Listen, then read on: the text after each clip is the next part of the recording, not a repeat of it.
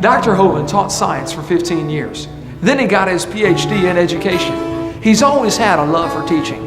But one thing that he's discovered is that in many of the science textbooks across America today, there are some fallacies, some false information being presented.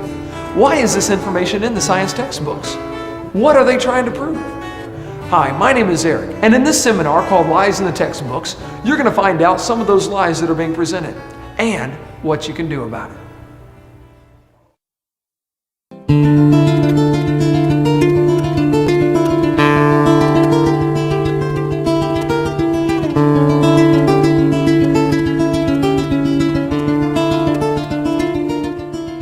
Well, welcome to our seminar on Lies in the Textbooks. My name is Kent Hovind. I taught high school science for 15 years. And now since 1989, I've been doing seminars on creation, evolution, and dinosaurs. And our goal is to strengthen your faith in God's Word. Now, this is not my wife. That's just a picture of her. We live in Pensacola, Florida. Been there 16 years. Have 3 children, 1 of each. And I got them all married and the dog died. Praise God, so I'm home free. And as we mentioned earlier, we have 4 grandkids so far, and that's God's reward for not killing your own kids when you thought about it. So we got a whole tribe, and they all live right around me and all work in our ministry. It's a real blessing to all have them right there. God's given us an amazing staff of people at Creation Science Evangelism. Our purpose is to get people saved. Okay? We like science at our place. We have Dinosaur Adventureland. We have a science center, a theme park, and a museum, all kinds of cool science stuff. Some people try to say, well, you Christians are against science. No, I like science. I'm against evolution because it's not part of science. Evolution's a lie, okay? There's no scientific evidence to back up evolution. We'll get into that in just a minute. The Bible says in the 10 Commandments, thou shalt not bear false witness. Don't lie. Proverbs says, a false witness shall not be unpunished. He that speaketh lies shall not escape. God hates liars. The Bible says they delight in lies. Okay? These 6 things doth the Lord hate. Yea, 7 are an abomination unto him. A lying tongue, then a couple of verses later, a false witness that speaketh lies. Out of the 7 things God hates, 2 of them are liars. He must really hate them. He lists them in there twice, okay? Jesus said, you have your father the devil, and the lusts of your father ye will do. He was a murderer from the beginning and abode not in the truth, because there is no truth in him. When he speaketh a lie, he speaketh of his own, for he's a liar and the father of it. Now, I like science, and I collect public school textbooks. I have hundreds of them from many, many countries, from clear back from 1880, I believe, to 2005, textbooks. I'm not against science. We happen to really like the subject. We have all kinds of cool science displays at our museum and our science center, and you can come down and visit Dinosaur Adventureland and see for yourself. I am, however, against lying to kids. Now, in the first 3 videos, we talked about how students are being lied to about the Big Bang. It didn't happen. They're being lied to about the age of the earth. It is not billions of years old. They're being lied to about the cavemen. There's never been a caveman, unless you mean Osama bin Laden. Okay? They're being lied to about the dinosaurs. They did not live millions of years ago. Now, here we're going to cover about 30 more lies in the textbooks. There are hundreds we could go through. We're going to try to hit the highlights, and this could go for days just covering lies in our textbooks. I'm going to hit some of the big ones, leave some of the little ones go for another time when we have more time. Now, I am not trying to get evolution out of the public schools. I'm not. I think any theory should be allowed to be taught if you don't have to lie to support your theory with false evidence, okay? I am not trying to get creation into the schools. And I think Christians that work on either one of those are wasting their time. And many people have wasted hundreds of thousands of dollars trying to accomplish those 2 goals. It's futile. It's not going to happen. I am, however, trying to get lies out of the textbooks. I think we'll find if we take the lies out of the books, there's nothing left to support evolution. Well, that's their problem. They shouldn't have picked such a dumb theory to begin with, okay? It's not my fault, okay? Now, I'm not against teachers. My mother was a godly woman, led my dad to the Lord on their first date. She retired from teaching public school years ago. Been in heaven now for about 7 years. My brother led me to the Lord. He just retired last year from teaching public school after 34 years. There are many good godly teachers in the system. There are many good godly principals, many good godly school board members. I'm not against schools. I'm not against school boards. I'm not against teachers. I'm not against textbooks. I'm against lies. Okay, let's just keep it in perspective. Is there anybody here that thinks teachers or textbooks should be allowed to deliberately lie to students for any reason? And I mean deliberately. They might be lying and not know they're lying, okay, but if they're deliberately lying, that shouldn't be allowed, should it? Okay? Wisconsin has a law that requires textbooks to be accurate. So does Alabama. Textbooks shall be adequate and current, up to date. Okay? The latest information. Texas has a law that says instructional material shall be factual. Go Texas. Okay? Florida has a law that requires accuracy of instructional materials, and the commissioner is responsible to remove books that are not accurate. Well, commissioner, do your job. Okay? Watch this video and remove the books that are not accurate. It's so simple. It's so simple. Okay? California says textbooks shall be factually accurate and reflect current and confirmed research. Okay? Minnesota says a teacher shall not deliberately suppress or distort subject matter. Yeah, sure, hey there, fella, you betcha. The problem is, none of those states enforce their own laws. I don't know if Tennessee here has a law that requires textbook accuracy. They ought to if they don't have one. If you don't have one, pass one. This is a textbook from about 100 years ago. It says, God created the heavens and the earth in 6 days. Prayer is a duty, but it's vain to pray without a sincere desire of heart. God governs the world in infinite wisdom. You believe that's a public school textbook? Well, here's one today. Evolution is fact, not theory.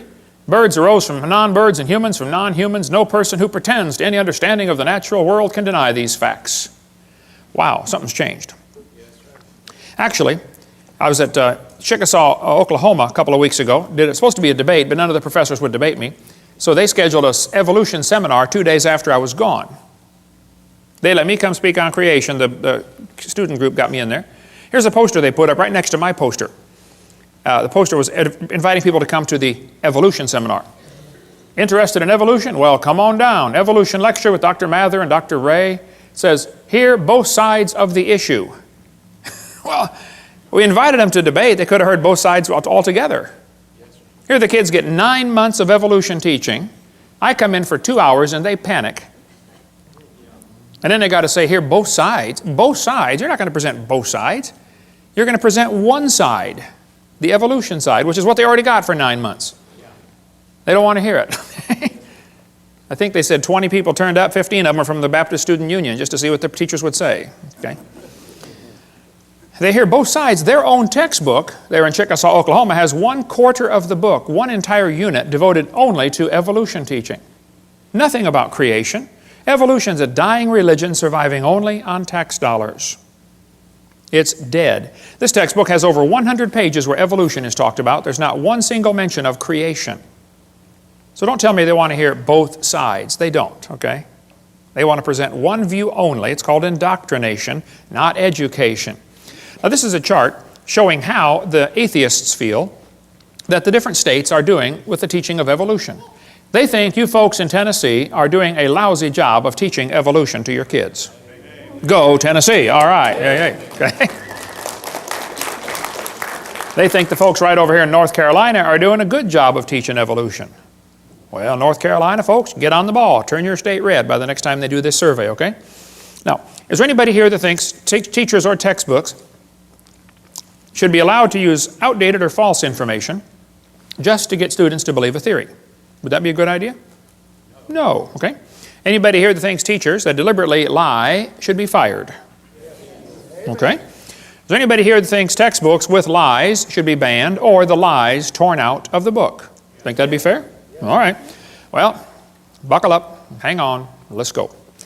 It's always amazed me how two people can look at the same thing and come to opposite conclusions of what they are looking at. You know, two people can look at Grand Canyon. One of them believes in evolution. He looks at the canyon and says, wow, look what the Colorado River did for millions and millions of years. The Bible-believing Christian stands there, looks at the same canyon, and says, wow, look what the flood did in about 30 minutes. Now, how was that canyon formed, huh? Textbook says over millions of years, the Colorado River carved the Grand Canyon from solid rock. Oh, now hold on a second, okay? It's a fact the Grand Canyon exists. I've been there a bunch of times, studied. I taught earth science for 15 years. I love studying Grand Canyon. There are two interpretations of how it got there. The evolutionists will say it formed slowly with a little bit of water and lots of time, like, billions of years. The creationists will say, no, it formed quickly by lots of water and a little bit of time, like a big flood in the days of Noah. And the guys who believe in evolution are always trying to erase the line between their interpretation and try to include it as if it is part of the fact. No, it's just your interpretation, guys, okay? This textbook says, the Colorado River has cut through layer upon layer of rock over millions of years. Well, now hold on a minute. This textbook says, the Colorado River cut through 2,000 meters of rock, exposing sediment layers like huge pages in the book of life. Scan the canyon wall from rim to floor and you look back through hundreds of millions of years. I don't think so. I was in a debate one time and this atheist said, Hovind, you're so stupid. Don't you know it took millions of years to carve the Grand Canyon? I said, well, sir, there's a couple things you ought to learn about Grand Canyon. If you built a dam across Grand Canyon, a huge lake would fill in behind it, covering several states, okay? I mean, take a lot of dirt to build a dam, but if you could build a dam across that canyon, you'd have a really big lake. Actually, some of the water from Wyoming drains through the Grand Canyon. It has a huge drainage pattern. There's a picture of it, satellite false color image. You can see Grand Canyon right there, a big gash right across a ridge in the mountains. You folks in Tennessee know what a ridge is. Not really a mountain, just a big long ridge, okay? I've flown by and taken lots of pictures. I asked the pilot one time, I said, man, are we going near Grand Canyon? He said, yeah, about 100 miles. I said, can you get permission to, divert and go closer? He said, let me see what I can do. He got permission, and we flew right over the top of the canyon. I'm taking pictures like crazy, Love studying Grand Canyon. Actually, it's a bunch of useless real estate. I mean, what would you do with it if you had it, You can look at it and then go home. That's about it. But, I mean, you can't plow it, that's for sure, and you don't want your cows playing out there. But I said to this professor, I said, sir, there's a couple things to consider about this canyon. I said, these two red lines indicate what's called the snow line, okay? Between those two red lines is a ridge that gets about 6,900 to 8,500 feet above sea level. Now, the river enters the canyon at the far right over there at 2,800 foot elevation. The river flows downhill for 270 miles. Comes out the other side. If you look at it from a side view, a schematic view, it'll look like this. The river comes in 2,800 foot elevation. The ground rises up while the river goes down for 270 miles. I said, now, sir, there's a few things you ought to consider about this canyon. I said, did you know the top of Grand Canyon is higher than the bottom? He said, obviously. I said, sir, did you know the river only runs through the bottom? He said, well, yeah. I said, sir, did you know the top is higher than where the river enters the canyon by over 4,000 feet? He got a dazed look on his face like a calf looking at a new gate. I said, sir, did you know rivers don't flow uphill in Tennessee? There's no delta. Where's the mud that washed out of Grand Canyon? Nobody has a clue, okay? That river did not make that canyon. Grand Canyon's a washed out spillway. There used to be two big lakes, Grand Lake and Hopi Lake. The lakes are long gone, but the beaches are still there. You can still see the beach line. They got too full and went over the top and washed out that canyon in a hurry. Any farmer that's ever built a dam to hold water for his cows will tell you, once the water goes over the top of the dam, it's all over with. That's why they guard the levee like crazy during flood seasons, don't they? Get out there with sandbags. You don't want it to even get started. It's gone in a flash, okay? This river flows down this way. Obviously, it started at the top. Must have been a big lake backed up there, too. Even El Paso, Texas is called El Paso because it's the pass, okay? I bet there used to be a big lake backed up behind El Paso that dried up and left the white sands of New Mexico behind. That's another long, interesting story. But if you look at Grand Canyon, it's pretty obvious it's a washed-out spillway, okay? Almost all rivers around the world come together at what's called acute angles, less than 90 degrees. I mean, the rivers merge and keep going the same, general direction. If you look at Grand Canyon, the rivers on the lower left are indeed merging at acute angles, less than 90 degrees. But if you look at the upper right, the rivers are flowing backwards. Why would they do that? The rivers run backwards, hit the main channel, turn around, and come back out the other way. It's called a barbed canyon. There aren't many places like this on the planet. Well, this is evidence that a lake is draining, and as the water's running off the spillway backwards into the channel, it turns around, or off the dam, water runs off the dam into the low place, turns around and comes back out through the crack, through the breach in the dam. Grand Canyon was not made by the Colorado River over millions of years. That is one of the lies you kids are going to face in your textbook. It's just not geophysically possible for that to happen. Now, are there any farmers or vets in the crowd that might know what this machine is? What is that, brother? That's a calf puller. That's a what? A calf puller.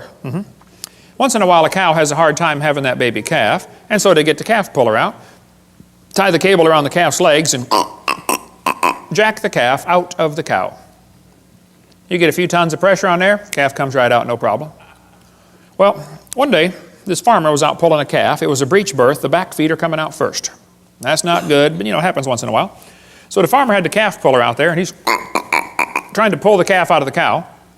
And a city fella stopped his car to see what on earth is going on. And the farmer said, "Have you ever seen anything like this before?" The city fella said, "I have never seen nothing like this." The farmer said, "Do you have any questions?" The city fellow said, "Yes, sir, I have one question. It's been bugging me for 10 minutes. The farmer said, "Well, what's your question?"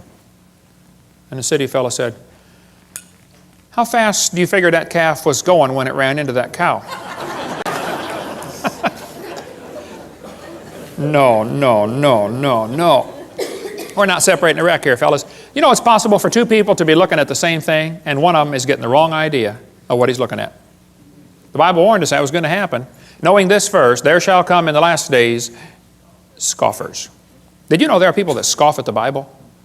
I deal with them on a regular basis. I attract them like a lightning rod. They scoff, it says, because of their lust. There's no scientific reason for them to reject the Bible. They just don't like that book because it chaps their hide.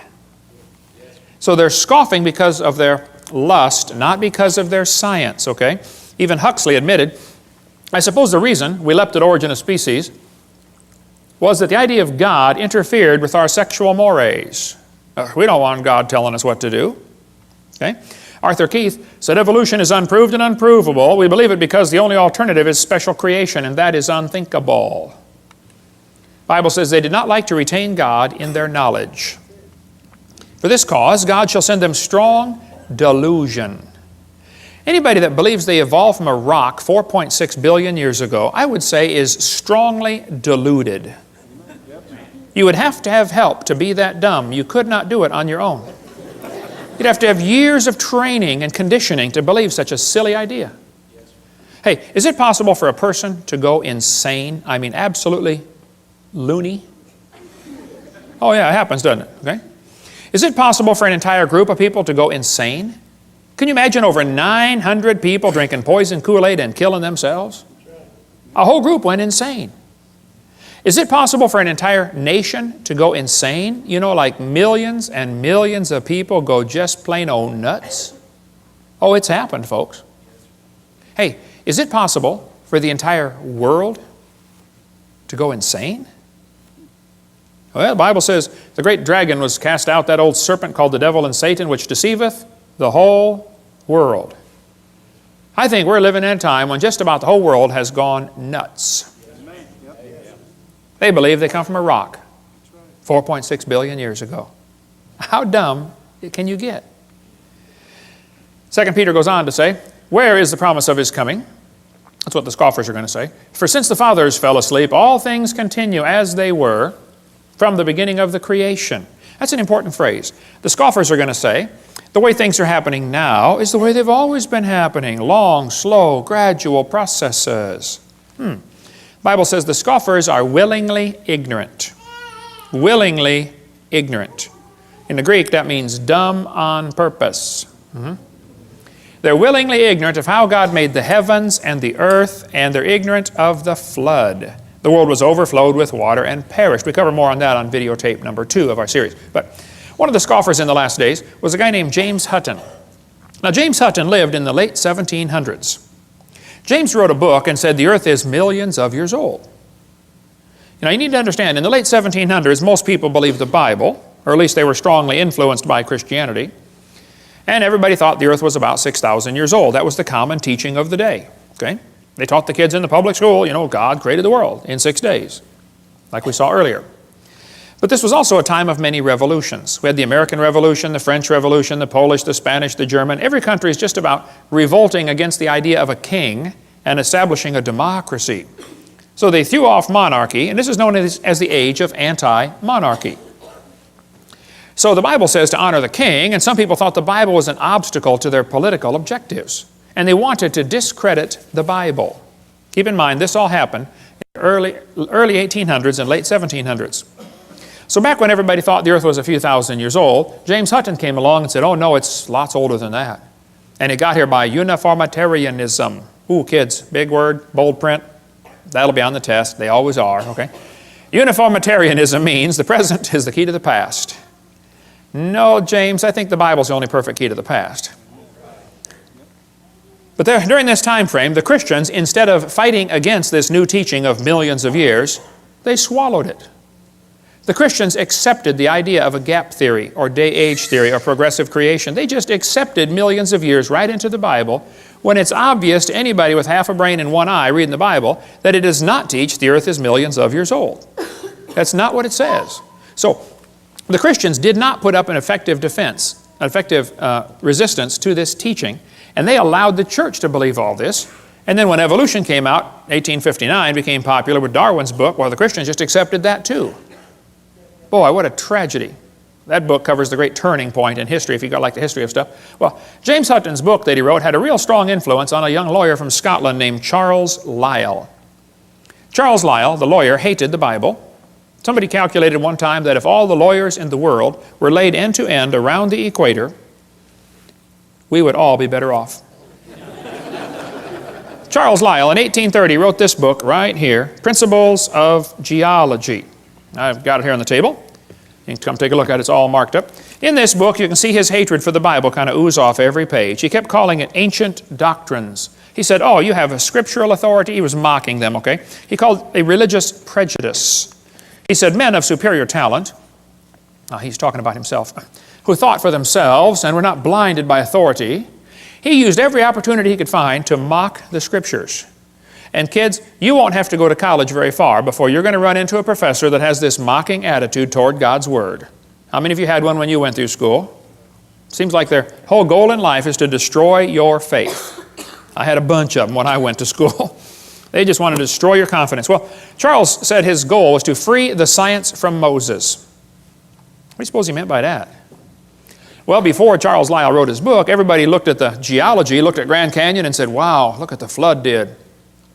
He didn't like people interpreting Earth's history in light of the Bible. He wanted them to interpret Earth's history in terms of millions of years. Lyell is the primary guy responsible for inventing what today is known as the geologic column. How many have ever heard of the geologic column before? They divided the earth up into layers and gave them names, you know. Cenozoic, Mesozoic, Paleozoic, Archaeozoic, all that kind of stuff. Maybe you saw the movie Jurassic Park, named after the Jurassic layer, okay? Each layer of rock was given a name and an age and an index fossil.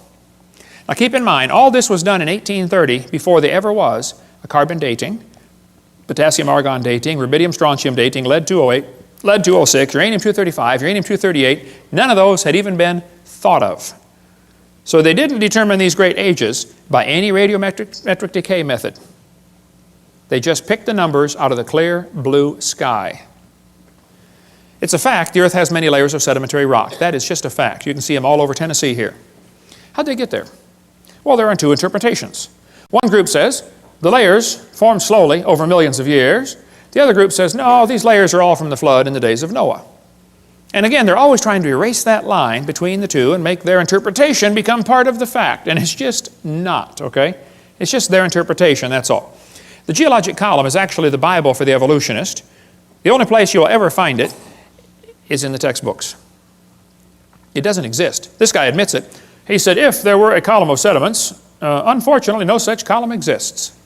Did you know there is no geologic column? If there was, it'd be 100 miles thick. It doesn't exist. It's one of the lies in the textbooks. And actually, all of evolution is based on this lie right here. This is one of the most serious ones, in my opinion. It's true the earth has layers. That's not the question. Okay? How did they get there, though? I mean, if that layer sat there for 10 million years waiting for the next one, don't you think it's going to rain once in a while in 10 million years? Why are there no erosion marks between the layers? Why are they stacked on top of each other just like a stack of pancakes? And by the way, why are there no soil layers between the rock layers? I mean, soil builds up on top of rock. Don't you think there'd be some soil built up once in a while? Look, if you get a jar of dirt and rocks and gravel and sand and mud and shake it up and set it down, it settles into layers for you in a few minutes. Doesn't take long. How many seen those things you buy at the mall with two pieces of glass and different colored sand in between? You know, you flip it over and it makes all kinds of layers just in a few seconds. It doesn't take long. I was preaching years ago in Union Center, South Dakota. Now, Union Center is right there. It's not even on the map.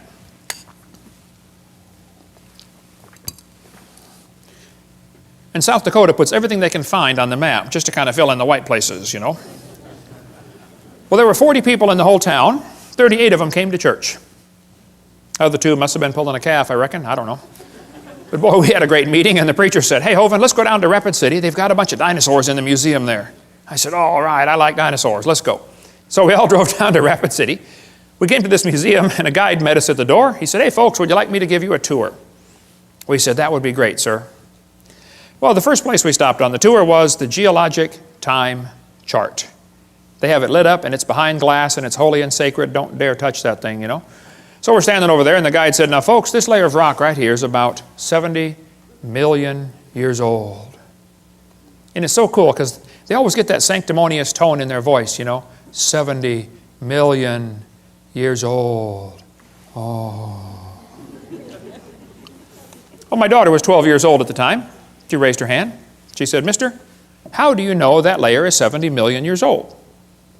He said, "Honey, that's a good question. We tell the age of the layers by what types of fossils we find in them. They're called index fossils." And by the way, that's correct. That's what the textbook says. Scientists use index fossils to determine the age of rock layers. She said, "Thank you, sir."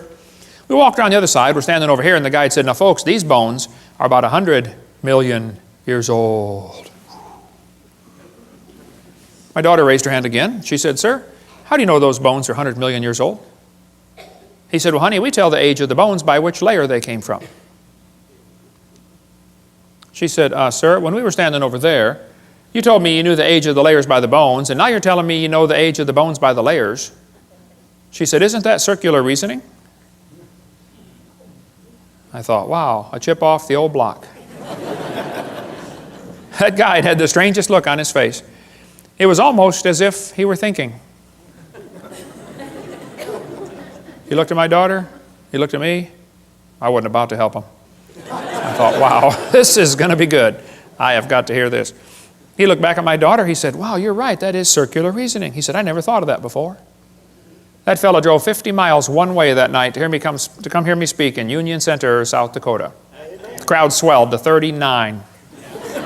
We set up a chair in the aisle. Afterwards, he talked to me for an hour. He said, "Hovind, is everything I believe about geology wrong? I teach this stuff at the college." I said, "Oh, no, I like geology. I've got a huge fossil collection, rock collection, mineral collection. I teach earth science. I love studying geology." I said, "But as far as the layers being different ages," I said, "Yes, sir, I'm sorry. That is all baloney. It's based on circular reasoning." I'll show you. Here's a textbook that tells the kids to date the rocks by the fossils, and on the very next page it says, "Date the fossils by the rocks." On the next page, and they don't catch it. It's a lie. It's circular reasoning.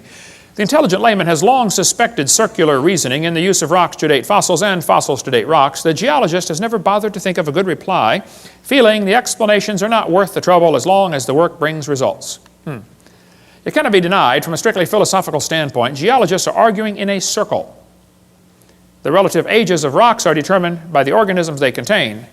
They date the rocks by the fossils and the fossils by the rocks. Ever since the beginning of the 19th century, fossils have been and still are the best and most accurate method of dating and correlating the rocks in which they occur. Apart from very modern examples, which really are archaeology, I can think of no cases of radioactive decay being used to date fossils. They don't date fossils by potassium-argon dating or carbon dating. That's not how they do it. Radiometric dating would not even be possible if the geologic column had not been erected first. There's no way simply to look at a fossil and say how old it is unless you know the age of the rocks it comes from. This is Niles Eldredge, one of the most famous evolutionists alive today. He said, "And this poses something of a problem." Yeah, something poses a big problem, Niles. If we date the rocks by the fossils, how can we then turn around and talk about patterns of evolutionary change through time in the fossil record? Circular reasoning. This guy said the rocks do date the fossils, but the fossils date the rocks more accurately. I think the cheese done fell out of his sandwich. That's what I think. Okay, he's a few fries short of a Happy Meal. It's based on circular reasoning. Okay, This guy said the charge of circular reasoning can be handled several ways. It can be ignored as not the proper concern of the public. It can be denied by calling down the law of evolution. It can be admitted as a common practice or avoided by pragmatic reasoning. But it is all based on circular reasoning. Actually, at the Scopes monkey trial, 1925, over here in Dayton, Tennessee. How far is Dayton from here, Steve? About 100 miles, okay. This is what they were going to use as evidence for evolution. The lowest layers are obviously the oldest. Page 275 of the court transcript. No, the oldest layers are not obviously the oldest. Did you know in still water, sediment layers settle out, the bottom one first, and then the second one, and then the third one? That's correct. But in moving water, you can get 5 or 6 or 10 layers to form simultaneously. They form from one end and travel across. So it's possible to have a fossil on the bottom that is younger than a fossil on top if it's moving water. There's a great video tape called Experiments in Stratification. It covers all that if you want more on that. Or get our video number 6. We'll get more of that later. I like to ask evolutionists, I say, guys, your geologic column contains limestone quite a few places. If I handed you a piece of limestone, how would you know if it's 100 million year old Jurassic limestone or 600 million year old Cambrian limestone? I mean, exactly what's the difference? They'd say, well, the only way to tell the difference is by the index fossils. That's precisely my point. They date the layers by the fossils. This textbook shows the kids a trilobite, and it says, boys and girls, trilobites make good index fossils. If a trilobite is found in a rock layer, the rock layer probably formed 500 to 600 million years ago. I don't think so. Somebody found a human shoe print where the guy with a shoe on had stepped on and smashed a trilobite. They asked evolutionists all over, how on earth could a human step on a trilobite? If trilobites lived 500 million years ago and man didn't get here till, 3 million years ago, and they didn't start wearing shoes till 10,000 years ago, how could a human step on a trilobite? One atheist said, well, it's obviously. Only answer would be that aliens visited the planet 500 million years ago. Oh, them aliens will do it every time. Another guy said, well, maybe there was a large trilobite shaped like a shoe that fell on a small one. Now, there are some big trilobites, okay, but I don't think they're shaped like a shoe. Actually, the trilobite has the most complicated eyeball ever. Trilobite eyes are unbelievable. And this is one of the first creatures to evolve, and it already has the most complex eye, just the eye is one of the most complex features you could have. Now, trilobites are not index fossils for anything, okay? There are all kinds of different types of trilobites, and there probably are some still alive today. Certainly the Baltic isopod is still alive. A guy sent me a couple weeks ago, about a couple months ago, I guess, a whole jar full of trilobites from the Prudhoe Bay water treatment plant up there for the oil factory they've got, oil refining rig. When they arrived in Pensacola, Florida, they were still alive in the jar. But I don't know how to keep a trilobite alive. I mean, you give it mouth to what, some resuscitation, but they all died, but we got them in our museum there. Somebody just sent me a large one that they got down in the Caribbean, about this big. It's in our museum, and it was frozen. They said, yeah, I pulled it off the rock myself down in the Caribbean, still alive. They call it some kind of roach. Roach, it looks like a big trilobite. This textbook shows the kids a graptolite. It says, boys and girls, this is 410 million years old. I don't think so. Graptolites were found still alive in the South Pacific 10 years ago. So if you find graptolite, you can't use that as an index fossil for any age rock, okay? They tell the kids in school the lobe-finned fish is the index fossil for Devonian, 325 million years old. See that short leg, boys and girls? He's got a little bitty leg and then the fin. See, that proves he's evolving from a leg to a fin. No, that's a lie. The lobe-finned fish are still alive today. They're swimming around the Indian Ocean. And when they caught the first one in 1938, the scientists looked at it and said, wow, would you look at that?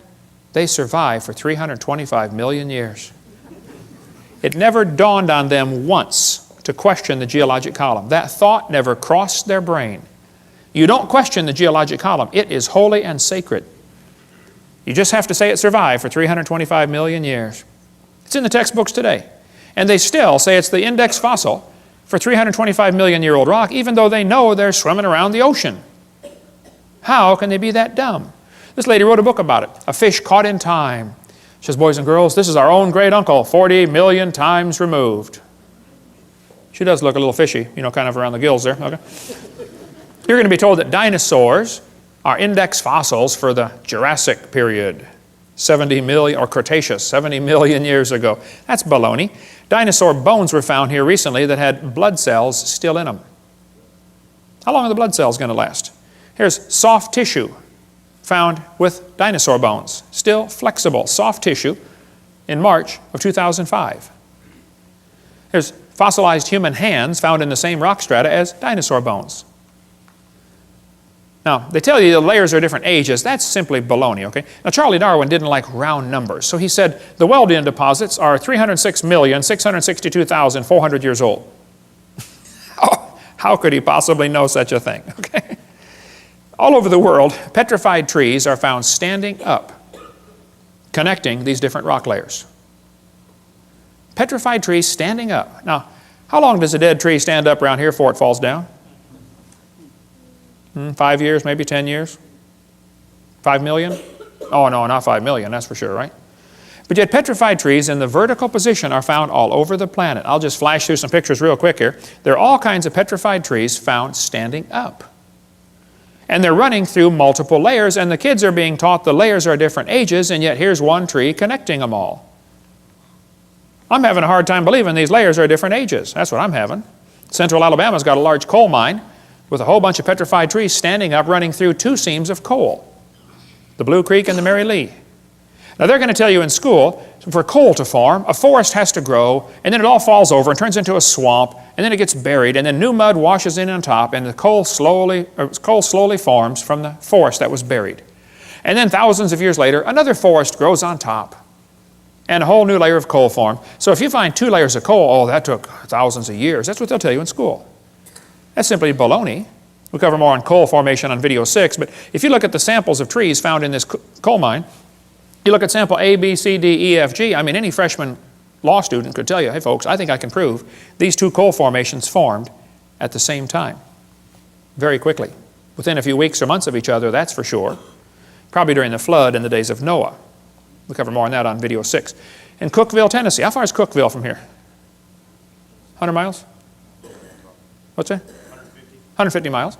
In Cookeville, Tennessee, there's a coal mine with petrified trees standing, running. Here's coal at the bottom. The tree is coalified at the bottom, petrified in the middle, and coalified on top, where it went through a second coal seam.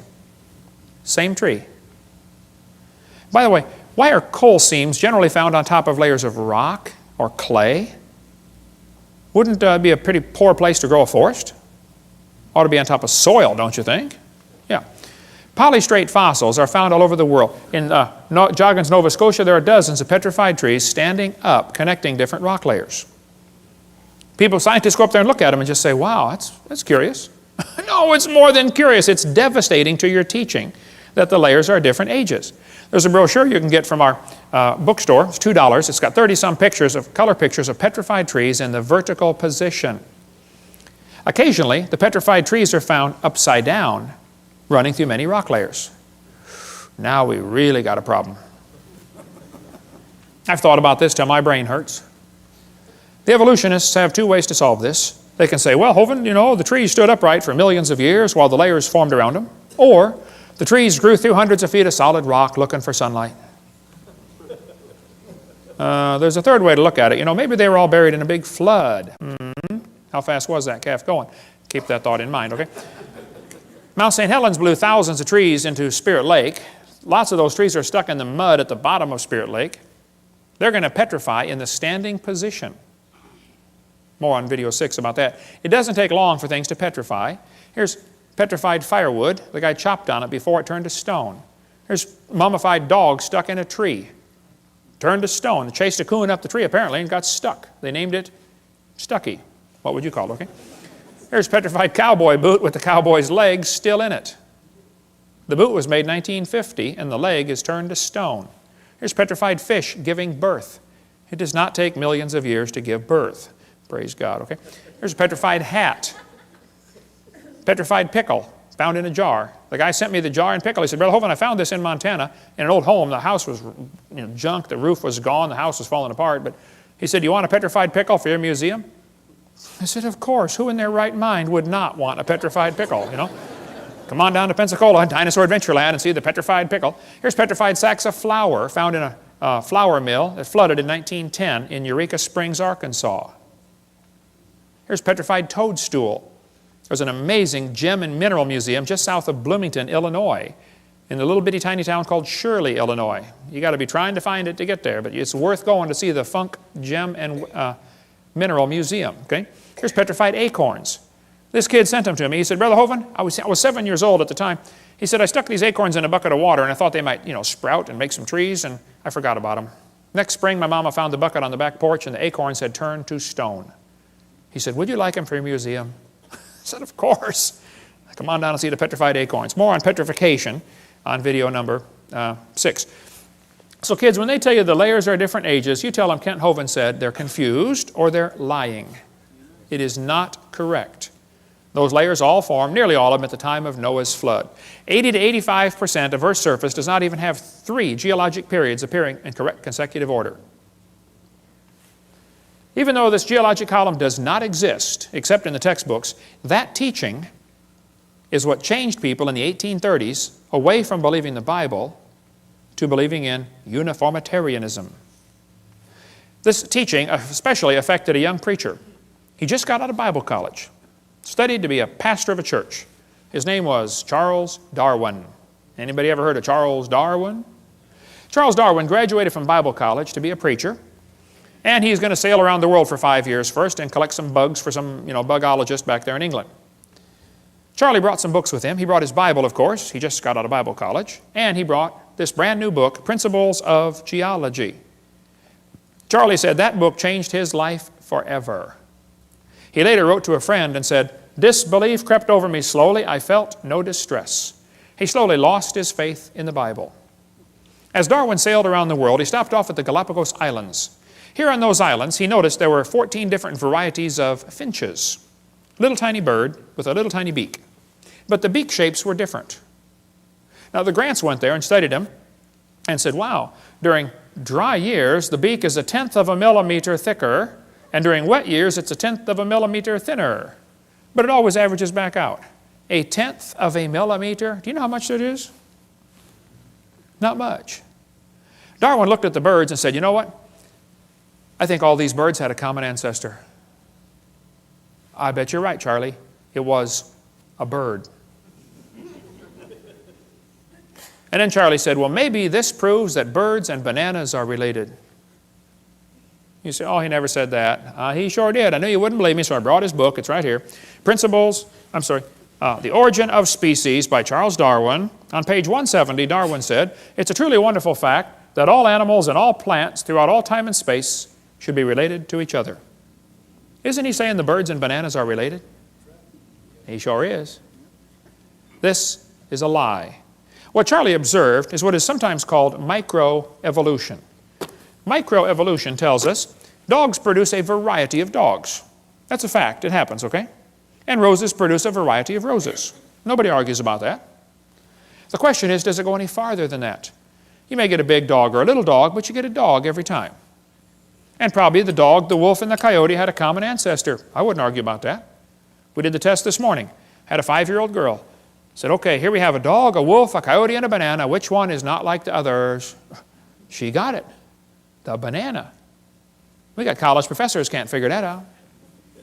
Here's National Geographic says, the evolution of dogs from wolves. Well, duh, nobody's arguing about that. Yeah, dogs came from wolves, okay? The Bible says they bring forth after their kind. 10 times it says that in the first chapter. See, this word evolution has 6 meanings. We've been through this before, so I'm going to go through it kind of quickly. There's first of all cosmic evolution, Big Bang. Secondly, chemical evolution, where all the chemicals come from hydrogen. That's baloney. Thirdly, stellar evolution, where all the stars form from dust. You cannot get dust to condense into a solid star. Can't happen. There's Boyle's gas laws that drive it away, okay? Then there's enough stars out there, though we can all have 11 trillion to ourselves. Then you have organic evolution, where life gets started from non-living material. And then macroevolution, where an animal changes to a different kind of animal. None of those have ever been observed. Number 6, variations within the kinds, sometimes called microevolution. That one happens. The first 5 are religious. So whenever you discuss evolution, you have to define what you're talking about. If you're talking about number 6, I'm with you. I agree, that happens. You're talking about the first 5, that doesn't happen. That's something you believe happens, okay? Watch how they change the definition for the kids. They say, okay, boys and girls, evolution is change over time. Is that really what they mean? Watch this carefully now.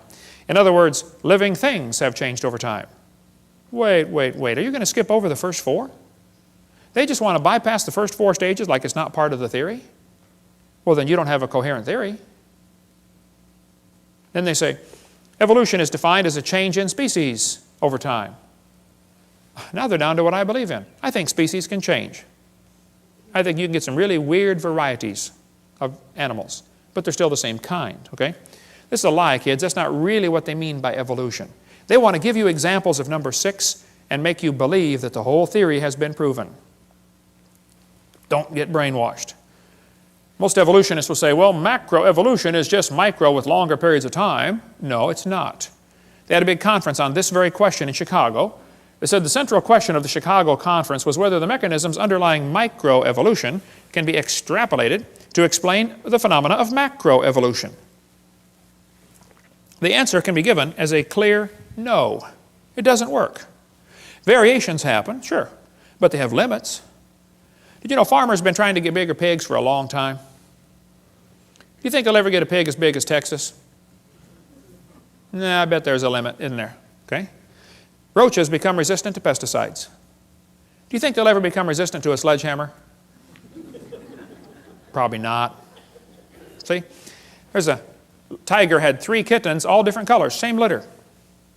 That's variations, but it's still a tiger. That's not evolution.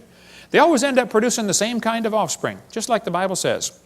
The information for the new variety had to be in the gene code already, or it couldn't produce it.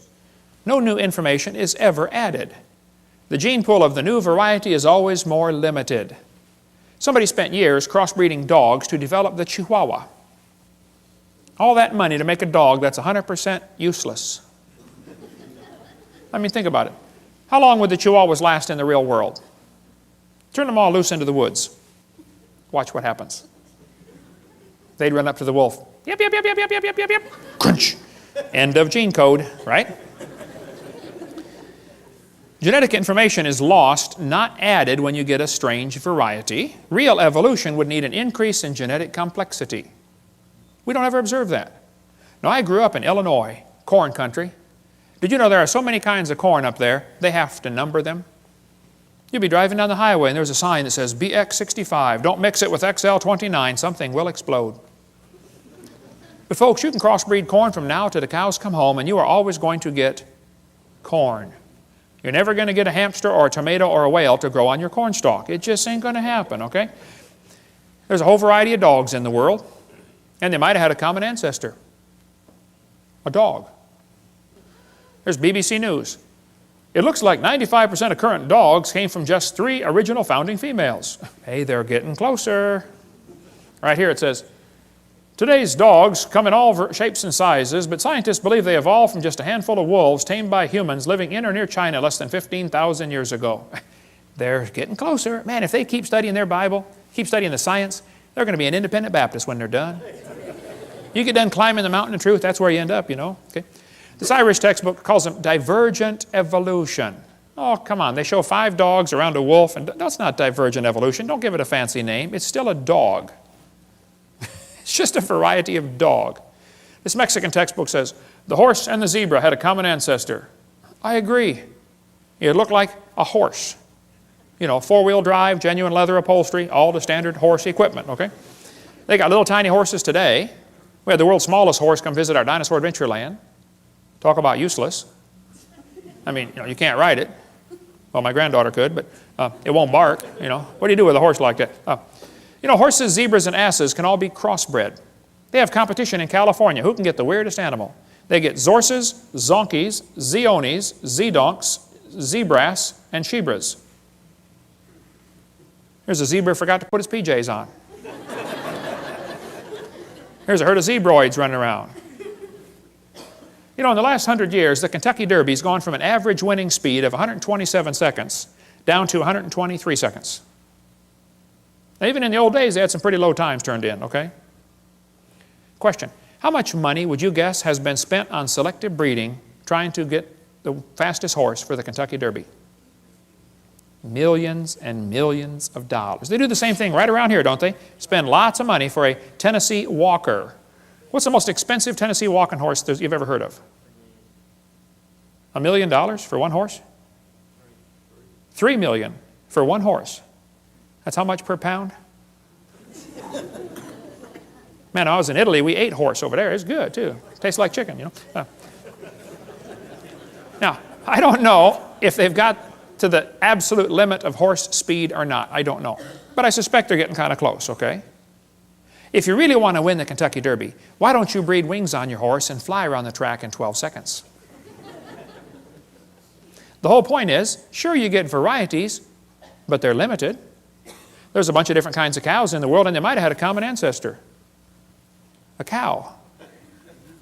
This magazine's where you order chickens. All right, boys and girls, should we order, cinnamon queens, red rocks, white rocks, cherry eggers, or brown leghorns?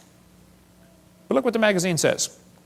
Jungle fowl are the original bird from which all varieties and strains of domesticated chickens are derived. Did you know all the chickens had a common ancestor? Anybody want to guess what it was? Chicken. You got it. There are 8 kinds of bears in the world, and they might have had a common ancestor. A bear. You know, broccoli, cabbage, cauliflower, and Brussels sprouts all have a common ancestor called a plant. In California, they've got huge fields where they graft English walnut trees onto black walnut stumps. They do it because the black walnut stump, the root system is tough and can handle the weather over there. But the black walnut doesn't taste as good, it doesn't sell for as much money, and it's tougher to crack. English walnuts taste better, they sell for more money, and they're easier to crack, but the root system rots. So they cut them off and stick them together. They do it all over there. Well, they can do it because they're both a walnut.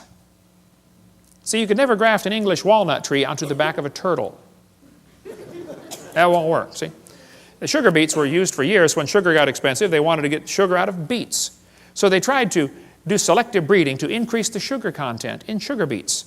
They raised it from 6% to 17%, but could not. They ran into a brick wall. Hey, can't go past 17. And the further they got away from the normal wild sugar beet, the more problems they started having. Now you got to babysit the field and spray pesticides and bugicides and everything else on it, okay? Because its disease resistance goes down. People say, don't bacteria become resistant to drugs? Well, that's because they lose information, not gain it. I'll show you. Dr. Spettner points out, this is based on a misunderstanding, for the mutations that cause antibiotic resistance still involve information loss. For example, to destroy a bacterium, the antibiotic streptomycin attaches to part of a bacterial cell called ribosomes. Mutations sometimes cause a structural deformity in ribosomes. Since the antibiotic cannot connect with the misshapen ribosome, the bacterium is resistant. Even though this mutation turns out to be beneficial for the moment, it still constitutes a loss of information, not a gain.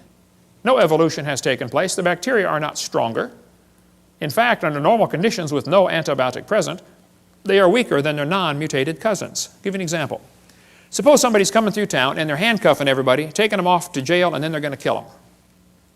But you don't have any arms, so they can't handcuff you. Is that a beneficial mutation to not have arms? Well, yeah, for the moment, okay. But in long term, it's not beneficial, okay? And so all the examples they ever point to are bacteria becoming resistant to drugs. That's a loss of information, not a gain. The Bible is correct. They bring forth after their kind. James Hutton wrote a book in 1795, and people began to doubt the earth was 6,000 years old. Charlie Lyell wrote a book in 1830, and people began to doubt the flood, and Charlie Darwin's book made people doubt the Creator. And by the mid-1800s, people were wondering, wow, if God didn't do it, how did we get here? Who's in charge of the world? That led directly to the rise of communism, Marxism, socialism, Nazism. We'll cover that on Seminar Part 5. Politically incorrect, the dangers of this evolution theory. Now, Darwin didn't originate the evolution theory. It was around before him. He just simply made it popular, okay? But Timothy was warned by Paul here in 1 Timothy 6. You be careful about avoiding profane and vain babblings and oppositions of science falsely so called. Evolution is not science. Evolution's a religion in every sense of the word. Hitler said, "Let me control the textbooks, I'll control the state." Professor Wilson at Harvard University said, "As were many persons from Alabama, I was a born-again Christian. When I was 15, I entered the Southern Baptist Church with great fervor and interest in the fundamentalist religion. I left at 17 when I got to the University of Alabama and heard about evolution theory." He lost his faith, first year of college. That's what happened to Philip Wentworth. Studied for the ministry at Harvard, lost his faith, gave up on the ministry. That's what happened to Scott. He almost lost his faith till somebody showed him one of my videotapes. And he said, "Oh, man, you saved my faith, Brother Hovind." Marty wrote me and said, "I want to let you know your ministry has been a blessing to me. I'm one of the high school students in the anthropology class that is a victim of the dangers of evolution teaching. I was very discouraged and questioned the existence of God. I listened to your seminars and that completely encouraged me, and it was a blessing to me." Yay, rescued one. It's amazing how many thousands of people down through history have lost their faith because of this evolution teaching. Karl Marx said he wanted to serve God with his life. Went off to college, became an evolutionist. Comrade Stalin. There was a special this afternoon on TV. How many saw that about Comrade Stalin on the History Channel? He went to a Christian school, read Darwin's book, and became an atheist. Killed between 60 and 100 million of his own people. Andrew Carnegie became an evolutionist reading Darwin's book. He said it freed him from the shackles of religion. Light came in as a flood and all was clear. Not only had I got rid of theology and the supernatural, but I found the truth of evolution. Carnegie left behind millions of dollars to make sure evolution is taught in our schools instead of creation. He funded the National Center for Science Education. The list is really long. We'll have to quit now. But 75% of kids from Christian homes that go to public schools lose their faith after 1 year of college. What's in these textbooks anyway? What are they teaching our kids that's making them lose their faith? Well, we're going to cover some of the lies in the textbooks, some more lies in the textbooks in the next session. There is no known evidence to support the evolution theory except things that have been proven wrong a long time ago. If real evidence exists for this evolution theory, I would like to see it. We've been offering $250,000 for real scientific evidence for evolution. We've had that offer for over 10 years. There isn't any, okay? I'll give you an example. Suppose I had a theory that the moon is made of green cheese. Now that's a dumb theory, I know. But hey, it's okay to have a dumb theory. There are no laws against dumb theories. But then suppose I started teaching my students, "Hey kids, did you know NASA proved my theory in 1973 when they went there on a secret mission and drilled a hole and found the moon is made of green cheese?" Well, now hold on a minute. It's okay to have a dumb theory. It's not okay to lie about my evidence for my theory, okay? It is worse for me to get paid by tax dollars while I lie about my theory. So I don't mind if they want to have a theory that we came from a rock. That doesn't bother me. It does bother me that they want to lie to the students about their evidence, and it really bothers me that I have to pay their salary while they lie to spread their theory. So here's some of the evidence they use for evolution theory. They say, "We have evidence from fossils." I say, guys, you got to be kidding. No fossil counts as evidence for evolution. None. If you find bones in the dirt, all you know is it died. You don't know it had any kids. No fossil could count as evidence for evolution. None. They say we have evidence from structure, from molecular biology, from development. Well, let's talk about a few of these. Evolution is dead. The theory is defunct. There is no evidence to support it. But some of the followers are pretty dedicated, and they're having a hard time letting it go. They'll even lie to you to make you think everything's fine. They say, "Wow, look at that evolution theory. It's perfectly fine. There's no challenge to evolution. Look, he never looked better. Pulse and heart rate look good." No, I'm sorry. He's a goner, okay? Don't be the last one off the boat. It is sinking. Evolution is based on two faulty assumptions. Number one, they say mutations make something new. That's never been observed. Number two, natural selection makes it survive and take over the population. Evolution is actually a religion of death. In order for evolution to work, one animal evolves a little better than the rest. What must happen to the rest of them to make this thing work?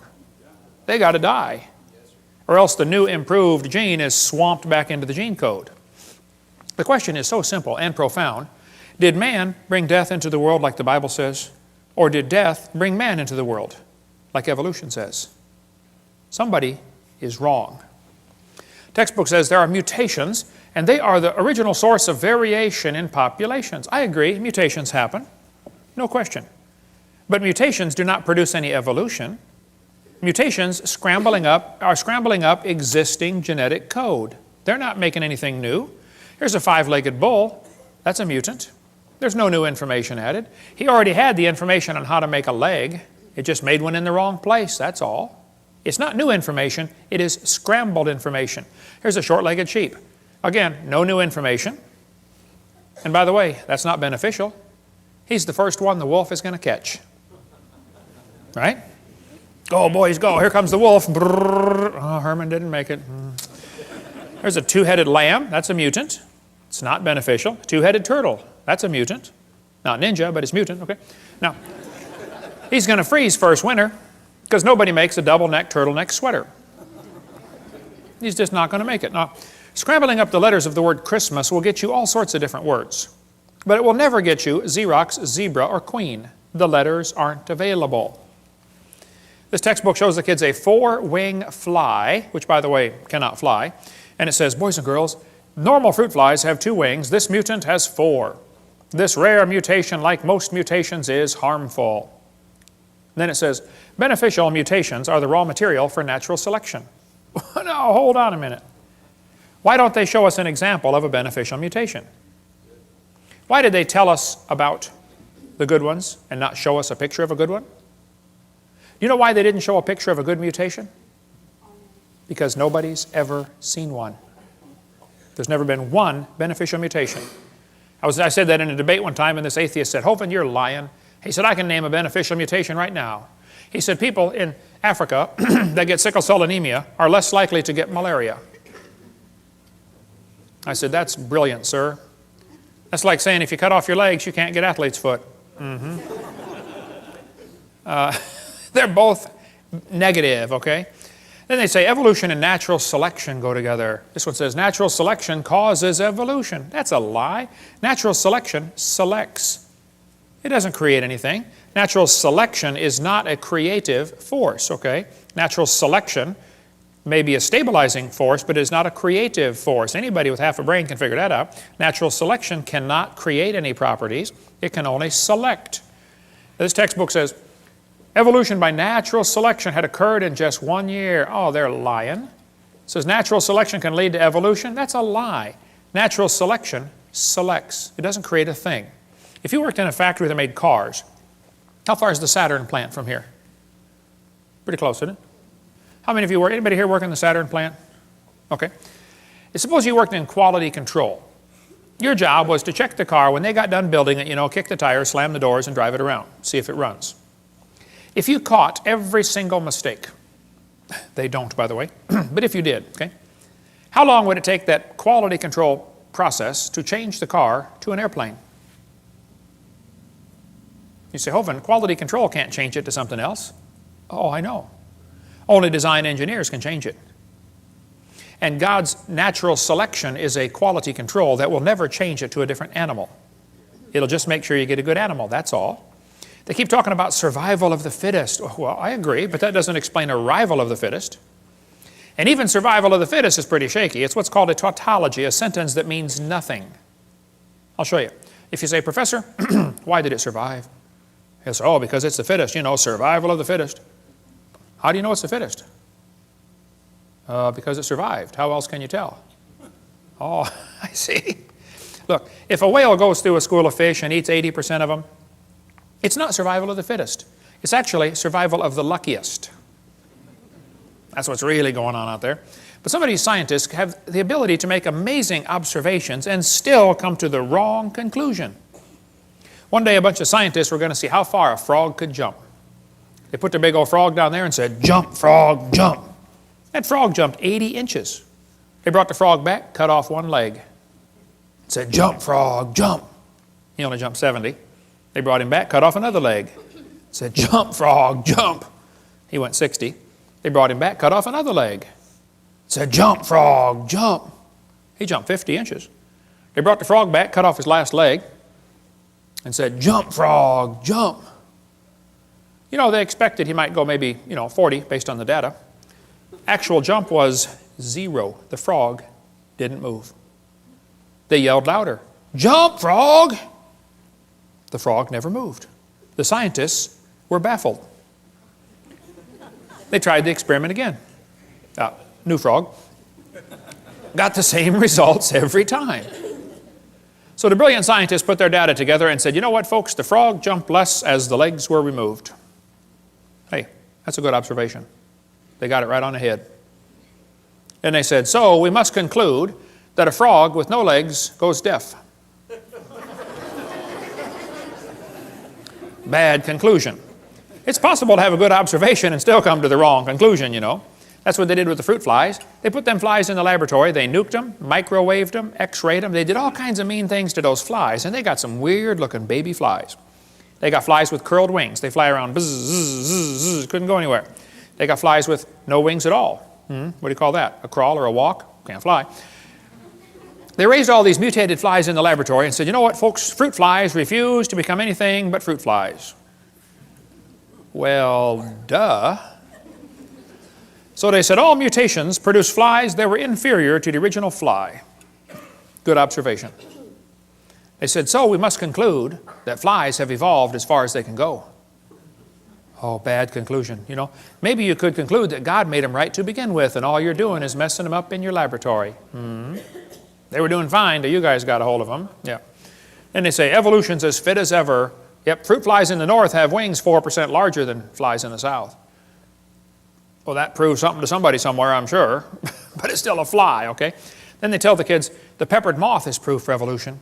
They counted the moths on the trees and found it was 95% light colored and 5% black. Then they burned coal in the factories and the trees turned black, and they counted the moths again. It was only 5% light and 95% black. The problem is the entire story is a lie. They glued dead moths to the tree to take that picture for your kid's textbook. It's right here. Where's this book used at, brother? It's not used anymore. Peppered moth. It's still in the new books, though.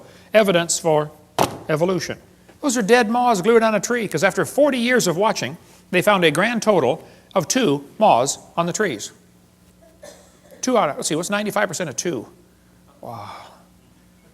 I have to do some figuring on that one. They still keep it in the textbooks, though, as evidence for evolution. What's the Tulsa Zoo doing having a peppered moth display? I mean, this is a zoo, for heaven's sake. Why do they push evolution in a zoo? Get the book Icons of Evolution if you want a whole lot more on the history of this peppered moth idea. But they tell the kids, we're going to learn to think critically. Boys and girls, do you think humans are still evolving? What kind of question is that? That's one of those questions like, have you stopped beating your wife yet? Wow, let me think. If I say yes, I'm admitting I did. If I say no, I'm still doing it. Did you know it's possible for the question to already have a built-in assumption? Look at that question. Do you think humans are still evolving? What's the built-in assumption? That humans evolved. Now, how's a Christian kid supposed to answer that for homework for Monday? I would say, teacher, this question is poorly written. It assumes evolution has happened when it has not. It's like asking the question, you know, why are elephants orange? Boy, no, there's a tough one. Why are they orange anyway? They're not orange? This is not learning to think critically. This is a Soviet-style indoctrination-type brainwashing question. And when the kid gets done taking this class, he's going to think he knows how to think, but he doesn't. He knows how to be told what to believe, and he never understands how it happened to him. That's not thinking critically. Then they tell the kids, we've got evidence for evolution from homologous structures. Wow, what's that mean? Yes, boys and girls, did you know you have 2 bones in your wrist, and they're called the radius and the ulna? Pretty cool. And did you know the alligator has 2 bones in his forelimb? And look at this, they're called radius and ulna. See that? That proves we are related. That's what they're going to tell them. Homologous structures provide evidence that these animals evolved from a common ancestor. It's found in just about every textbook. You got it in these other ones up here, I'm sure, don't you, Steve? Homologous structures as evidence for evolution. They descended from a common ancestor, textbook says. Think critically. The bones are the same, boys and girls. See, that proves we're related. Evolved from a forelimb of a common ancestor. This textbook says, comparative anatomy provides further evidence of evolution. The commonalities suggest that these and other vertebrate animals are all related. They probably evolved from a common ancestor. This is a lie. They probably have a common designer. You know, the different bones in different animals come from different genes on the chromosomes. They're not homologous to begin with, okay? And even if they were, that still wouldn't prove common ancestor. Proves a common designer. The same designer made them all. Did you know the lug nuts from a Pontiac will fit on a Chevy? You can go out in the parking lot and try it. They will. That proves they both evolved from Honda 14 million years ago. No, it's true many animals have a similar four-limb structure. That's a good observation. I agree. They say they must have had a common ancestor. Oh, bad conclusion. Then they'll say, this helps prove we all came from a rock. Well, now you really have got a bad conclusion there. Then they tell the kids, we have evidence from development. Now this one makes me angry. So I'm going to try to stay calm while we talk about this is probably one of the most dangerous lies in the textbooks. We'll just calm down now.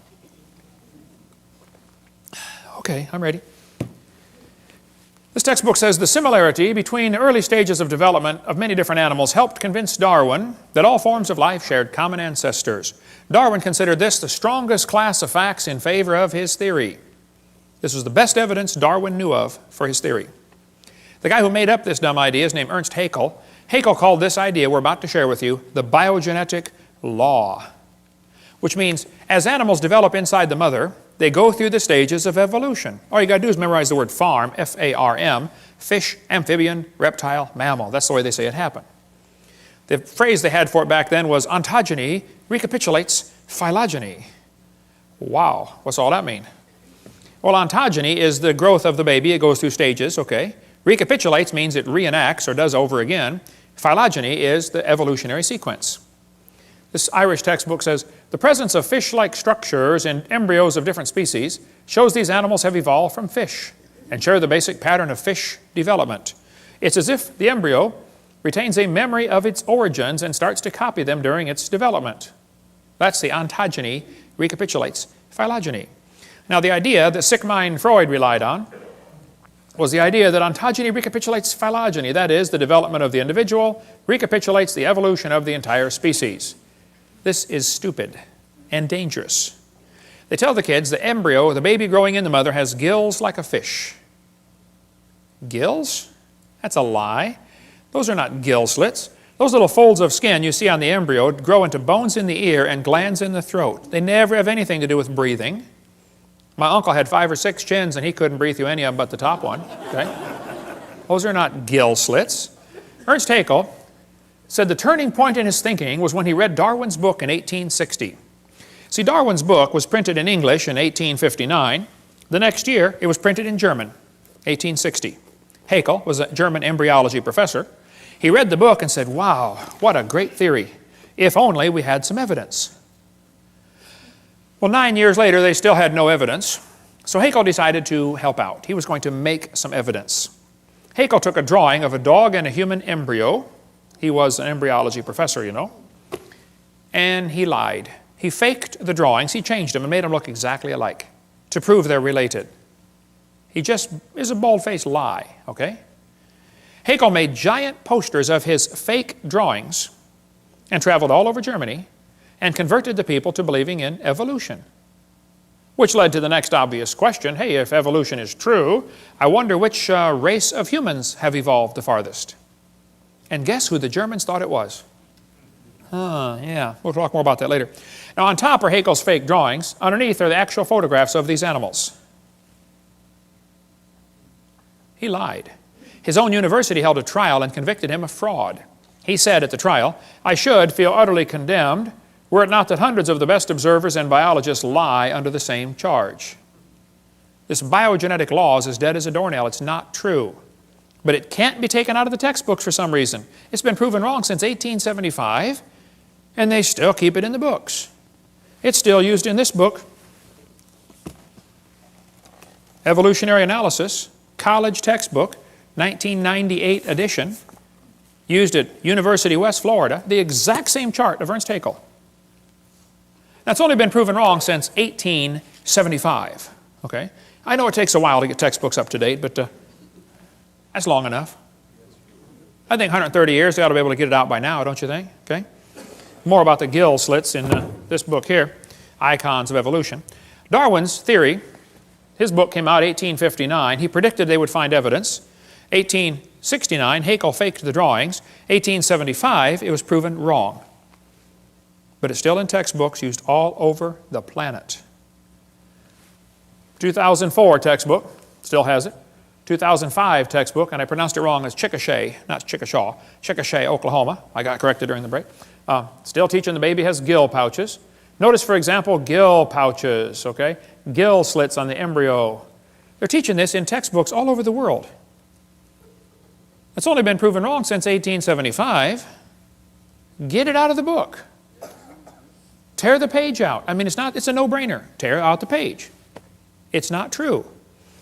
There's a junior high textbook telling them it has embryo has gill slits. This one says, similarly, humans and fish embryos resemble each other because humans and fish share a common ancestor. These similarities provide evidence that these three animals evolved from a common ancestor, tiny gill slits. Gill slits on the human embryo. Gills of fish. Tiny gill pouches, used in college textbooks. There's a 2004 textbook saying it has evidence of evolution is seen in development of embryos. You can't get a high score on SAT or ACT tests unless you lie and say the baby has gill pouches. It's found on every single test we could find. If you don't believe in evolution, you won't score high to get into college, or at least give the evolution answer. Why would they keep this in the textbooks 130 years after it is proven wrong? There's only one answer I can come up with. I'll tell you in a minute. This one shows a 5 to 6 week embryo, and it says by 7 months the fetus looks from the outside like a tiny normal baby, but it's not. It's not a baby at 7 months. Hello, that's a lie. It's a human at conception.